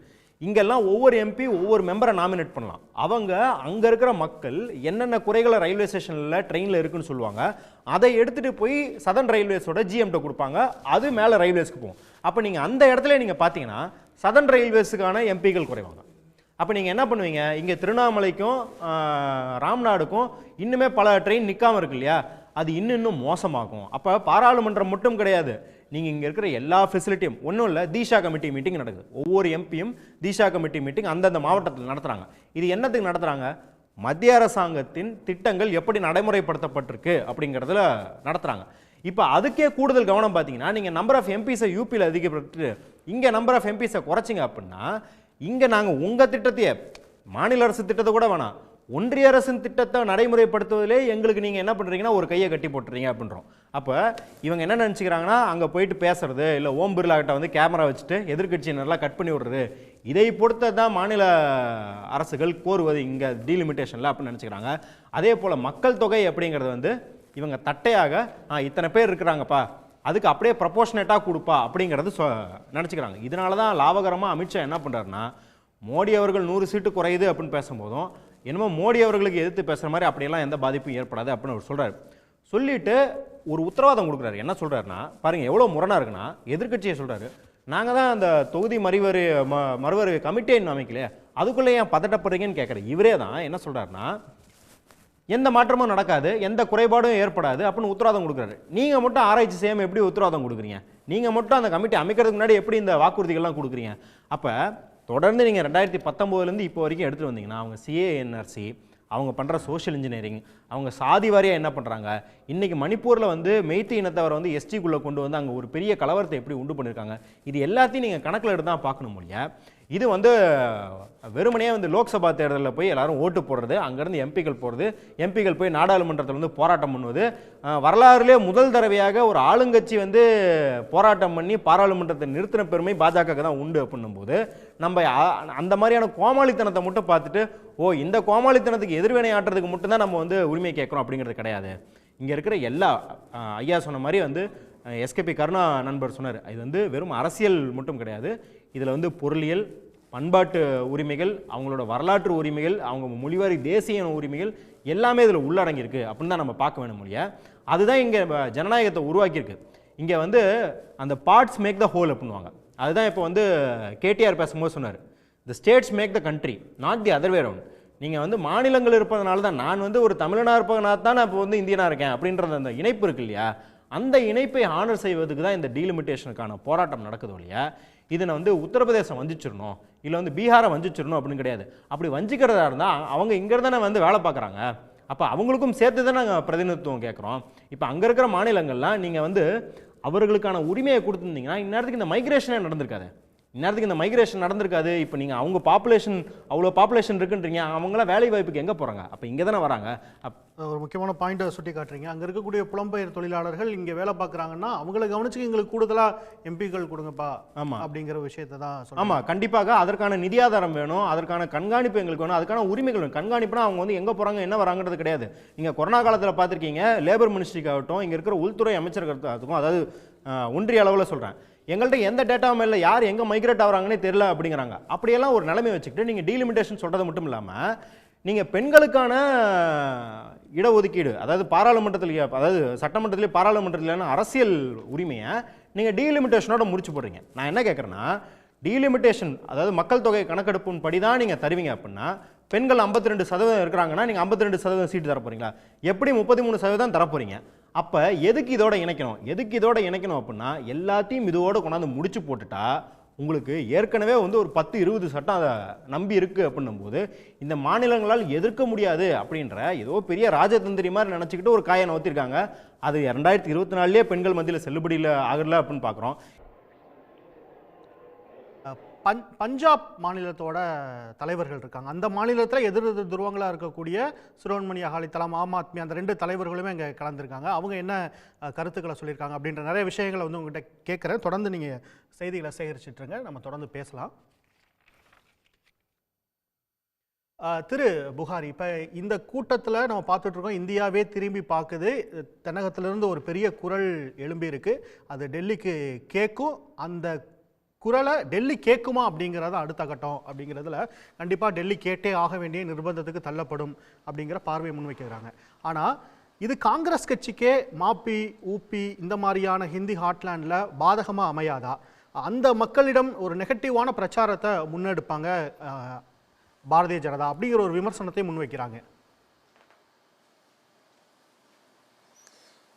அதாவது இன்னைக்கு ஜனநாயகம் வந்து மிகப்பெரிய ஆபத்தில் இருக்குது. நீங்கள் வந்து actually the question what you are asking, of course it make sense. அது வந்து ஒரு வாஸ்தவமான ஒரு கேள்வி தான். ஆனாலுமே கூட பாஜக வந்து எதை தேர்தல் ஆயுதமாக பயன்படுத்துவார்கள் என்பதை எல்லாம் பார்த்துவிட்டு செயல்படக்கூடிய கட்சி அல்ல காங்கிரஸ். உதாரணத்துக்கு இந்த 4% இப்போ ரிசர்வேஷன் ஓடிட்டு இருக்கு பாருங்க கர்நாடகாவில். அவங்களுடைய தேர்தல் வியூகமே வந்து பார்த்திங்கன்னா இப்போ திப்பு ஜெயந்தியை கொண்டாடினாங்க அப்படின்னு சொன்னால் அதுக்கு அகெயின்ஸ்டாக ஒரு பெரிய போராட்டத்தை நடத்தி அதை நிறுத்தி உடனே வந்து அதில் வந்து அரசியல் பண்ணணும், ஹிஜாபை போட்டிருந்தாங்கன்னா அப்படி அரசியல் பண்ணணும் தான் கர்நாடகாலையும் பாலிடிக்ஸ் பண்ணாங்க. ஆனாலும் கட்சிக்கு எது கொள்கையோ, அதாவது எது ஜனநாயகமோ அதன்படி நடப்பது தான் முறை அப்படிங்கிறதுல வந்து காங்கிரஸ் உறுதியாக இருக்கும். அதனால் உங்களுக்கு வந்து பாதிப்புகள் வரும். அதனால் வந்து தேர்தல் ரீதியாக நீங்கள் சொல்கிற மாதிரி ஒரு கால் நெகட்டிவ் பிரச்சாரத்தை அவர்கள் வந்து மேற்கொள்ள வாய்ப்பு இருக்குது. அப்படின்னா இன்றைக்கி வந்து காலகட்டம்லாம் மாறி இருக்குது. நான் வந்து எப்போதுமே சொல்கிறேன், officially they are marking their beginning of their end. Every beginning has an end, every end has a beginning என்று சொல்வார்கள். எல்லா ஆரம்பத்துக்கும் ஒரு முடிவு உண்டு, எல்லா முடிவிற்கும் ஒரு ஆரம்பம் உண்டு. தற்போது அவர்கள் தங்களுடைய முடிவிற்கான ஆரம்பத்தை எழுதி கொண்டிருக்கிறார்கள் என்றே சொல்லுவேன். ஏன் அப்படின்னா இன்றைக்கி நடந்து கொண்டிருப்பதெல்லாம் வந்து ஒரு வரலாற்று புரட்சி. ஏன்னா வரலாற்று சிறப்பிக்க ஒரு ஒன்றுகூடலாகத்தான் இந்த டீலிமிட்டேஷனுக்கு அகெயின்ஸ்டான, அதாவது ஃபேர் டீலிமிட்டேஷன் வேணும் அப்படி சொல்லணும், கரெக்டாக ஃபேர் டீலிமிட்டேஷனுக்கு அகெயின்ஸ்டானு சொல்லிடக்கூடாது, கரெக்டு. ஃபேர் டீலிமிட்டேஷன் வேணும் என்று கூடக்கூடிய இந்த காட்சி என்பது இன்றைக்கு இந்தியா முழுக்க இதை உற்று நோக்குகிறார்கள். ஒரு கால் வந்து இப்போ நீங்கள் சொல்கிற மாதிரி நெகட்டிவாக கொண்டு போவாங்கன்னா எப்படி கொண்டு போவாங்க அப்படிங்கிற ஆங்கிளில் நீங்கள் சொல்கிறீங்க அப்படின்னா பாருங்கள், வந்து நார்தர்ன் ஸ்டேட்ஸுக்கெலாம் வந்து நல்ல ஒரு கான்ட்ரிபியூஷன் கிடைக்கும், அதை வந்து சதர்ன் ஸ்டேட்ஸ்லாம் எதிர்க்கிறாங்க, அதுக்கு காங்கிரஸ் துணை போகுது அப்படின்னு சொல்லுவாங்கன்ற மாதிரி நீங்கள் சொல்கிறீங்க. அப்படி பார்த்தீங்கன்னு சொன்னால் இந்தி திணிப்புக்கு எதிராக கூட காங்கிரஸனுடைய நிலைப்பாட்டை இப்படி பலமுறை என்கிட்ட இந்த கேள்வி கேட்டிருக்கிறாங்க. தலைவர் ராகுல் காந்தி அவர்களே வந்து அது ரொம்ப தெளிவாகவே சொல்லியிருக்கிறாரு. தமிழ்நாட்டின் பிரச்சனை மட்டுமல்ல, எந்த ஒரு ஜனநாயக நாட்டிலும் எந்த ஒரு மொழியும் திணிக்க முடியாது, நீங்கள் ஆங்கிலம் கற்பதனால் பெரிய பலன்களை அடைய முடியும் என்று பேசிய பொழுதும் இந்தி மக்களுக்கு எதிராக ராகுல் காந்தி இருக்கிறாருங்கிற பிரச்சாரத்தெல்லாம் வைக்க தான் செஞ்சாங்க. அப்படி இருந்துமே கூட ஜனநாயக அடிப்படையிலே வந்து நடக்காத தேர்தல், ஜனநாயக அடிப்படையிலே நடக்காத ஒரு தேர்தலிலே கூட அவங்களுடைய பிரச்சாரம்லாம் எடுபடல தான் நான் நினைப்பேன். தன்னுடைய அசுர பலத்திலிருந்து கீழே இறக்கப்பட்டார்கள். ஏற்கனவே இருந்த பலத்திலிருந்து காங்கிரஸ் கட்சி உயர்ந்திருக்கிறது. இந்தியா கூட்டணி நிறைய இடங்களை பெற்றது. இன்னைக்கு ஒரு பெரும்பான்மை பெற முடியாத நிலைக்கு பாரதிய ஜனதா கட்சி தள்ளப்பட்டிருக்கக்கூடிய ஒரு வரலாற்று காட்சியை பார்க்கும்பொழுது நமக்கு புரியுறது என்ன அப்படின்னா, இவர்களுடைய நெகட்டிவ் பிரச்சாரங்கள் எல்லாம் ஒரு காலத்தில் ஈடுபட்டிருக்கலாம். இன்னைக்கு வந்து அது ரொம்ப அதுக்கான ஒரு பெரிய தாக்கம் இருப்பதாக நான் பார்க்கல. அதிலும் குறிப்பாக இன்னைக்கு இந்த ஃபேர் டீலிமிட்டேஷன், முறையான பங்கீடு நமக்கு இதில் வேணும் அப்படின்னு தமிழ்நாடு முன்வைக்கக்கூடிய இந்த கோரிக்கையை பொறுத்த வரைக்கும் இதில் வேற பல முக்கியமான விஷயங்கள் அடங்கி இருக்கிறது. எனவே இந்த ஜனநாயகத்தை பாதுகாக்க வேண்டும் என்று நினைக்கக்கூடிய எல்லோரும் இந்தியா முழுக்க இது மிகப்பெரிய ஒரு தீயாக பரவும் அப்படிங்கிறது எனக்கு ஒரு பெரிய நம்பிக்கை இருக்குது. காரணம் என்ன அப்படின்னா, இப்போ நீங்கள் சொன்ன மாதிரி இப்போ கொஞ்சம் நேரத்துக்கு முன்னால் கூட அங்கே அவங்ககிட்ட அபிநயாட்ட சொல்லும்போது சொன்னீங்க, பஞ்சாபில் வந்து எதிர் துருவங்களாக இருக்கக்கூடியவங்க வந்திருக்கிறாங்க, தெலுங்கானாவில் எதிர் துருவமாக இருக்கக்கூடிய காங்கிரஸும் பிஆர்எஸும் கூட தான் அதில் வர்றாங்க. அப்போ அந்த மாதிரி இது ஏன் அப்படி வர்றாங்க அப்படின்னு சொன்னால், ஒரு மாநிலத்தில் எதிரெதிர் துருவமாக இருக்கக்கூடிய கட்சிகளே இதில் கலந்து கொள்கிறார்கள் என்று சொன்னால் இந்தியா முழுக்க இதுக்கு, அதாவது டீலிமிட்டேஷனுக்கு எதிர் துருவம்னு நம்ம நினைக்கிற, அதாவது நார்தர்ன் ஸ்டேட்ஸுக்கு பெரிய பங்கு கிடைக்கும், அதனால் அவர்கள் இதிலெல்லாம் பங்கெடுக்க மாட்டார்கள் அப்படின்னும், அல்லது நார்தர்ன் ஸ்டேட்ஸுக்கு நிறைய பங்களிப்பு கிடைக்கும், அதை ஒரு பிரச்சார வியூகமாக பாஜக மாற்றக்கூடும் என்று நினைக்கக்கூடிய அந்த கட்சிகள், அந்த மாநிலத்தில் இருக்கும் மக்கள் கூட இது ஜனநாயகத்துக்கான போராட்டம் என்று புரிவதற்கான நாள் வெகு தொலைவில் இல்லை. இதை நான் ஏன் சொல்கிறேன், எப்படி சொல்கிறேன் அப்படின்னா, இன்னைக்கு சந்திரபாபு நாயுடு நம்ம எடுத்துக்க வேண்டியிருக்கு. சந்திரபாபு நாயுடு அவர்கள் இதை பற்றி பேசும்போதெல்லாம் இது வந்து ஒரு நேஷ்னல் இன்ட்ரெஸ்ட் அப்படிங்கிறாரு. அவருடைய கட்சியில் இருக்கக்கூடிய பிற தலைவர்கள் எல்லாம் வந்து இதை பொலிட்டிசைஸ் பண்ணுறாங்க அப்படின்னே கூட சொல்கிறாங்க. டீலிமிட்டேஷன் பற்றி வரும்போது இது வந்து வெகு விரைவில் எந்தெந்த மாநிலங்கள்லாம் தேர்தல் இருக்குதோ அங்கெல்லாம் இதை வந்து ஒரு அரசியல் ஆயுதமாக இதை பயன்படுத்துகிறாங்க என்றெல்லாம் கூட சொல்வதை நம்ம வந்து பல்வேறு கட்டங்களில் பார்த்துருக்கோம். ஆனால் அவர் தன்னுடைய மாநிலத்தில் அவருடைய எம்பி வந்து பேசுகிறாரு, விஜயநகரம் எம்பி வந்து சொல்கிறாரு, ஒரு மார்க்காபுரம் அப்படிங்கிற டிஸ்ட்ரிக்டில் பேச ஃபீமேல் யாரெல்லாம் இருக்கிறாங்களோ, சார் இது சந்திரபாபு நாயுடு பேசும்போது சொல்கிறார், எந்தெந்த கவர்மெண்ட் ஆஃபீஸில் வேலை செய்கிற எந்தெந்த பெண்கள் யாராக இருந்தாலும் அவங்க எத்தனை 2 பிள்ளைகளுக்கு மட்டும்தான் வந்து மெட்டர்னிட்டி லீவ் அப்படின்னு இருந்துச்சு, இனி எத்தனை பிள்ளைகளை பெற்றெடுத்தாலும் அவர்களுக்கு மெட்டர்னிட்டி லீவ் தருவோம் அப்படின்னு சொல்கிறார். ஒரு பக்கம் பாரதிய ஜனதா கட்சியோடு கூட்டணியில் இருப்பது, இது அவருடைய பையன் வந்து இதில் வந்து அரசியலாக்க பார்க்குறாங்க, தேர்தல் நெருங்கி இருக்கக்கூடிய மாநிலங்களில் இதை அரசியலாக்க பார்க்கிறார்கள் என்று ஒரு பக்கம் சொல்லிக்கிட்டு இருந்தாலும் அவர்களுடைய உள்ளத்திலேயே அந்த பயம் இருக்கிறது. அதனால் என்ன பண்ணுறாங்க அப்படின்னா, நீங்கள் பிள்ளைங்களை பெற்றுக்கிட்டா உங்களுக்கு தருவோம் அப்படிங்கிறார். அதே மாதிரி கலிசெட்டி அப்பல நாயுடு என்ன சொல்கிறார் அப்படின்னா, இதே டிடிபியோட எம்பி, அவர் என்ன சொல்கிறார் அப்படின்னா, ஒரு பெண் 3வது குழந்தையை பெற்றெடுத்தால் அவருக்கு 50,000 நம்ம கொடுப்போம். நான் தருவேங்கிறார். நான் தருவேன் 50,000. ஒரு 3வது பிள்ளையை பெற்றெடுத்தால் நான் 50,000 கொடுப்பேன் அப்படிங்கிறார். அது ஆந்திராவிலே ஆந்திராயத் ராஜ் அமெண்ட்மெண்ட் பில் 2024 கொண்டு வருகிறார். 2024 கடந்த, அதாவது நம்முடைய முதல்வர் ஃபேர் டிலிமிட்டேஷன் இப்போ இந்த வருடம் தான் இது வந்து உச்சத்தை அடைந்திருக்கிறது. கடந்த ஆண்டே 2024 அமெண்ட்மெண்ட் பில் கொண்டு வரார். எத்தனை பிள்ளைங்களை வேணா பெற்றுக்கிட்டாலும் உங்களுக்கு வந்து மெட்டர்னிட்டி லீவ் கிடைக்கும் அப்படின்னு சொன்னாரு. அதுக்கு 2 மாசத்துக்கு முன்னாலேயே ஆந்திர பிரதேஷ் பஞ்சாயத்து அமெண்ட்மெண்ட் பில் 2024 கொண்டு வரார். Andhra Pradesh municipal laws amendment வரார். இதெல்லாம் எதுக்கு அப்படின்னா, இந்த அமெண்ட்மெண்ட் பில் கொண்டு வராங்கன்னா, இதற்கு முன் ஆந்திராவிலே ஒரு மனிதர் வந்து லோக்கல் பாடி எலெக்ஷனில் சர்பஞ்சாவோ முனிசிபல் கவுன்சிலராவோ மேயராவோ தேர்ந்தெடுக்கப்பட வேண்டும் என்று சொன்னால் அவர்களுக்கு 2 குழந்தைகளுக்கு மேல் இருந்தால் அவர்கள் தேர்ந்தெடுக்கப்பட முடியாது, அவர்கள் அதை கண்டஸ்ட் பண்ண முடியாது. அதுதான் இந்த பஞ்சாயத்து ராஜ் பில்லும் ஆந்திர பிரதேஷ் முனிசிபல் லாஸ், இந்த 2 ஆக்டையுமே அமெண்ட் பண்ணி இனி 2 பிள்ளைகளுக்கு மேல் பெற்றெடுத்தவர்கள் கூட அந்த தேர்தலில் நிற்கலாம் என்று அதை அமெண்ட் பண்ணி கொண்டு வரார். யார் கொண்டு வரா அப்படின்னா, பிஜேபியுடைய அலையன்ஸ் பார்ட்னரே அதை கொண்டு வரார். அப்படின்னா he knows the threat. Fair delimitation, நியாயமான மறுசீரமைப்பு வேண்டும் என்று ஒன்றுபட்ட போராட்டத்திற்கு முதலமைச்சர் மு.க.ஸ்டாலின் அழைப்பு விடுத்த நிலையில் கூட்டு நடவடிக்கை குழுவின் ஆலோசனை கூட்டமானது நிறைவு பெற்றிருக்கிறது. அதில் பல்வேறு தீர்மானங்கள் நிறைவேற்றப்பட்டிருக்கின்றன. குறிப்பாக மறுசீரமைப்பு குறித்து வெளிப்படை தன்மையுடன் ஒன்றிய அரசு செயல்பட வேண்டும் என்றெல்லாம் வலியுறுத்தப்பட்டிருக்கிறது. திரு பாலச்சந்திரன் அவர்களுடைய கருத்தை கேட்கணும். இதுல தீர்மானங்களை கேட்கிறப்போ பிரதமரை நேரில் சந்தித்து வலியுறுத்த முடிவு, அதே நேரத்தில் 7 மாநிலங்களை சேர்ந்த எம்பிக்களும் நாடாளுமன்றத்தில் இது பற்றி குரல் எழுப்பணும் அப்படிங்கிற ஒரு தீர்மானம், அதே நேரத்தில் 7 மாநிலங்களிலுமே இந்த சட்டப்பேரவையில் தீர்மானம் நிறைவேற்ற வலியுறுத்தப்படும் அப்படிங்கிற தீர்மானங்கள் எல்லாம் நிறைவேற்றப்பட்டிருக்கு. ஏற்கனவே தமிழ்நாட்டு எம்பிக்கள் 39 பேரும் நாடாளுமன்றத்தில் சேர்ந்து ஒத்த குரலாக ஒலிக்கும் போது அது பரவலாக ஒன்றிய அரசின் கவனத்தை பெறுது. இப்போ 7 மாநிலங்கள் ஒன்றாக சேரும்போது இந்த விவகாரம் குறித்தான வெயிட்டேஜ் எப்படியாக இருக்கும்? வெயிட்டேஜ் கண்டிப்பாக இருக்கும். ஆனால் பாரதிய ஜனதா கட்சி இதுவரைக்கும் நடந்துக்கிட்ட முறை என்னென்னா, யார் வேணாலும் என்ன வேணாலும் சொல்லுங்கள், எங்கள்கிட்ட மெஜாரிட்டி இருக்குது, நாங்கள் எங்கள் விருப்பம் போல நடப்போம். இப்போ ஜனநாயகத்தை பற்றி பலவிதமான விளக்கங்கள் சொல்லப்பட்டிருக்கு. ஜனநாயக முறை உலகத்தில் வந்ததுக்கப்புறம் இந்த ஆப்ரஹாம் லிங்கன் சொன்னதை தான் எல்லாருமே திரும்பி சொல்லுவாங்க. Government of the people, by the people, for the பீப்புள்னு சொல்லுவாங்க. ஆனால் இன்னொரு முக்கியமான விளக்கம் இருக்குது ஜனநாயகத்துக்கு. அது என்னென்னா, democracy is not about the rule of majority, it's about the protection of minority. ஜனநாயகம் என்பது பெரும்பான்மையினுடைய ஆட்சி என்பதல்ல, சிறுபான்மையினருக்கு பாதுகாப்பு கொடுப்பது தான் ஜனநாயகம். ஏன்னா பெரும்பான்மையினர் ஆண்டு தான் ஜனநாயகம்னா ஒரு டிக்டேட்டர் அல்லது ஒரு அரசர் ஆண்டுட்டு போகலாமே. ஆனால் இந்த தத்துவத்தை வந்து இவங்க உணர்ந்துக்கிட்டவங்க மாதிரி தெரியலை பாரதிய ஜனதா கட்சி இன்னைக்கு வரைக்கும். அதனால் இவங்களுக்கு போராட வேண்டிய கட்டாயம் இருக்குது, போராடித்தான் தீர வேண்டும். இறுதியாக நீதிமன்றத்துக்கு போகக்கூடிய ஒரு சூழ்நிலை கூட ஏற்படலாம். ஏன்னா இவங்க எல்லாரும் என்ன சொல்கிறாங்க, இதை எதிர்த்து பேசுகிறவங்களாம் என்ன சொல்கிறாங்க, எதுக்காக வேண்டி இப்போ வந்து இவ்வளோ பெரிய கூக்குரலை வந்து திரு ஸ்டாலின் எழுப்புறாரு, இன்னும் தான் அதை பற்றி எந்த விதமான அறிவிப்பும் வரலையேங்கிறாங்க.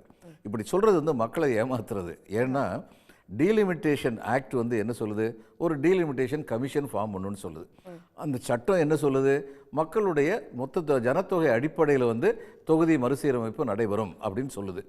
இப்போது இந்த சட்டம் இப்படி இருக்கும் பொழுது டீலிமிட்டேஷன் கமிஷன் ஃபார்ம் பண்ணிட்டா அந்த டீலிமிட்டேஷன் கமிஷனுடைய அதிகாரம் என்ன பல பேருக்கு தெரியாது, தெரிஞ்சவங்க ஏமாற்றிக்கிட்டு இருக்காங்க. டீலிமிட்டேஷனுடைய கமிஷனுடைய அதிகாரம் என்னென்னா, அவங்க வச்சது தான் வருஷம்.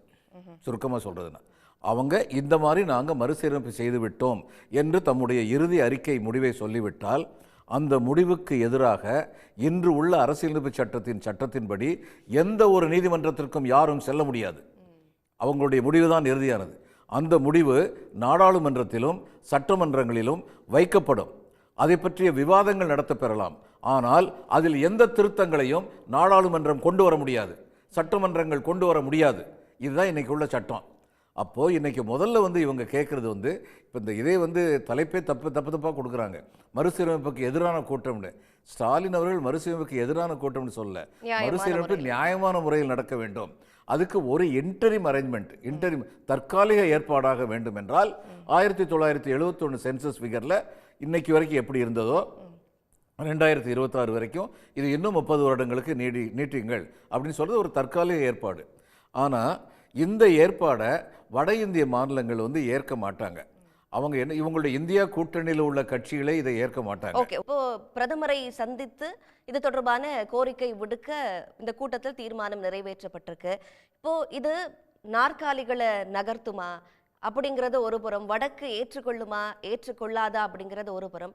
அதே நேரத்தில் அரசியல் ரீதியா இந்த கூட்டம் 7 மாநிலங்களை சேர்ந்த அரசியல் கட்சிகள் கலந்து கொண்டது, இதெல்லாம் சேர்ந்து என்ன விதமான அரசியல் தாக்கத்தை ஏற்படுத்தும்? இல்லை, மிகப்பெரிய தாக்கத்தை ஏற்படுத்தும். அதாவது தன் விருப்பப்படி செயலாற்றணும்னு நினைக்கிற பிஜேபிக்கு கூட இது சில தயக்கங்களை ஏற்படுத்தும், அதில் சந்தேகமே இல்லை. ஒரு நாட்டுடைய வரலாற்றில் 22 மாநிலங்கள் இருக்கிற இடத்துல 7 மாநிலங்கள் ஒன்றிணைந்து வெவ்வேறு கட்சியைச் சேர்ந்தவர்கள், இன்னும் சொல்லப்போனால் ஒருங்கிணைந்த அரசியல் கொள்கைகள் அவர்களுக்கு கிடையாது. அவருடைய அரசியல் கொள்கைகளில் சில வேறுபாடுகள் உண்டு. ஆனால் அவர்கள் அனைவரும் இந்த ஒரு கட்டத்தில் ஒன்றிணைந்திருக்கின்றார்கள் என்பது நிச்சயமாக ஒரு தாக்கத்தை ஏற்படுத்தும் என்பதில் ஐயமில்லை. ஆனால் அந்த தாக்கத்தின் விளைவாக பிஜேபி எப்படி செயல்படுவார்கள், அவர்களுக்கு காங்கிரஸ் இதை எப்படி கையாள முடியும், வட மாநிலங்களில் நாங்கள் போய் சொல்ல போகிறோம், உங்களுக்கு நாங்கள் எண்ணிக்கை அதிகரிக்கிறோம் என்கிறோம், அதற்கு காங்கிரஸ் எதிர்ப்பாக இருக்கிறது என்று காங்கிரஸை நாம் குறைத்து விடலாமா, அவர்களுடைய அரசியல் பலத்தை குறைக்கலாமா என்று தான் அவர்களுடைய சிந்தனை போகும். நான் ஏற்கனவே சொன்னது போல் இந்தியா கூட்டணியில் உள்ள எதிர்க்கட்சிகளே, லலு பிரசாத் யாதவுடைய கட்சி, அகிலேஷ் யாதவுடைய கட்சி, இவர்களே இந்த தீர்மானத்தை அடுத்து 25 ஆண்டுகளுக்கு 1971 நிலையிலேயே இருக்க வேண்டும் என்பதனை ஆதரிப்பார்களா என்பது அவங்க அந்த மாநிலங்களுக்குள்ள ஒரு அரசியல் செய்யணும் இல்ல, அப்புறம் எம்பிக்கள் எண்ணிக்கை கூடும்போது அது அவங்களுக்கும் லாபகரமானதாகத்தான் மாறும். அதனால என்ன செய்யணும்னா, இதை கேட்க வேண்டும் நிச்சயமாக. 71 பேசிஸில் தான் இன்னொரு 25 வருஷத்துக்கு இருக்கணும்னு. ஆனால் அதை விட செய்ய வேண்டியது என்னென்னா, இனிமேல் முதல்ல அரசியலமைப்பு சட்டம் திருத்தப்பட வேண்டும், மக்கள் தொகையின் அடிப்படையில் மட்டும்தான் நாடாளுமன்றத்துடைய எண்ணிக்கை அதிகரிக்கப்படும் என்பது திருத்தப்பட வேண்டும். இப்போ எல்லாரும் என்ன சொல்ல வர்றாங்கன்னா, பிஜேபியெல்லாம் சட்டம் அப்படி இருக்கே சட்டம் அப்படி இருக்கேங்கிறாங்க. ஒன்று தெளிவாக தெரிந்து கொள்ள வேண்டும், மக்களுக்காகத்தான் சட்டம், சட்டங்களுக்காக மக்கள் இல்லை. இதுதான் அடிப்படை ஜனநாயகம். அதனால அரசியலமைப்பு சட்டத்தை வந்து 1947 சுதந்திரம் அடைஞ்சு 1950 அரசியலமைப்பு சட்டம் வந்ததுக்கப்புறம் 100 தடவைக்கு மேலே திருத்தியிருக்கோம். ஏன்? 1950 இருந்த இந்தியா இன்று கிடையாது. அன்னைக்கு வந்து மாநிலங்கள் எல்லாம் சேர்ந்து வரும்பொழுது எல்லா மாநிலங்களும் ஒரே அடியான சமூக பொருளாதார அரசியல் முதிர்ச்சி பெறவில்லை. அதன் காரணமாக ஒன்றிய அரசை வலிமை பெறத்தக்கதாக இந்தியா என்ற நாடு ஒருங்கிணைந்ததாக இருக்க வேண்டும் என்பதற்காக அந்த காலகட்டத்தில் தேவையான சில சட்டங்கள் உருவாக்கப்பட்டன. இன்று அந்த நிலைமை இல்லை என்பதை புரிந்து கொண்டு 100 தடவைக்கு மேல் அரசியலமைப்பு சட்டம் திருத்தப்பட்டிருக்கிறதே. இந்த டீலிமிட்டேஷன் ஆக்ட் என்பதும் அப்படி திருத்தப்பட வேண்டும், மக்கள் தொகையின் அடிப்படையில் என்பது மட்டும் அல்ல. இல்ல, அவங்க திரும்ப சொல்றது, இப்போ அண்ணாமலை சிறிது நேரத்துக்கு முன்பாக பேசுறப்ப கூட மக்கள் தொகை அடிப்படையில் அப்படின்னு நாங்க எங்கேயுமே சொல்லலையே. அமித்ஷா அவர்கள் கோவையில பேசுறப்ப கூட ப்ரோரேட்டா அப்படிங்கிறது தான் முன்வைக்கப்பட்டது. இப்போ தமிழ்நாட்டுக்கு 7.2% இருக்குன்னா அதே தான் மெயின்டைன் ஆகும், யூபிக்கு 14 விழுக்காடு இருக்குன்னா அதே தான் மெயின்டைன் ஆகும். அப்புறம் இப்போ வக்ஃப் மசோதா வரைக்கும் நாங்க வந்து ஜேபிசி வரைக்கும் போகலையா? இப்போ ஒரு கருத்து கேட்பு நடைபெறாதா என்ன? இது தொடர்பான பேப்பர்ஸ் வந்து பார்லிமெண்ட்ல உங்க டேபிள்ஸ் மேல வைக்கப்பட்டதா? இப்படியான கேள்விகள்லாம் அவங்க எழுப்புறாங்களே. இந்த ப்ரோரேட்டா அப்படிங்கிறத ரொம்ப ஆபத்திற்குரிய ஒரு சொல். எந்த ப்ரோரேட்டான்னு சொன்னாங்களா? இப்போ அமித்ஷா சொல்றாரு, அவருக்கு தமிழர்கள் மேல பிரியம் இருக்கிறதுக்கு எந்த காரணமும் இல்லை, ஏன்னா இங்க அவங்க ஆட்சிக்கு வரப்போறதே இல்லை. ஆனால் அண்ணாமலை அதை பரிந்துரைத்தால் அண்ணாமலைக்கு ஒரு விஷயம் ஞாபகப்படுத்தணும். சி சுப்பிரமணியமும் ஓவி அழகேசனும் மத்திய அமைச்சரவையில் வந்து மந்திரியாக இருந்தாங்க. இந்திய எதிர்ப்பு போராட்டம் நடந்தபோது தமிழர்களாகிய அவர்கள் மத்திய அமைச்சரிலிருந்து ராஜினாமா பண்ணாங்க. தமிழர்கள் என்ற உணர்வோடு இருந்தார்கள்.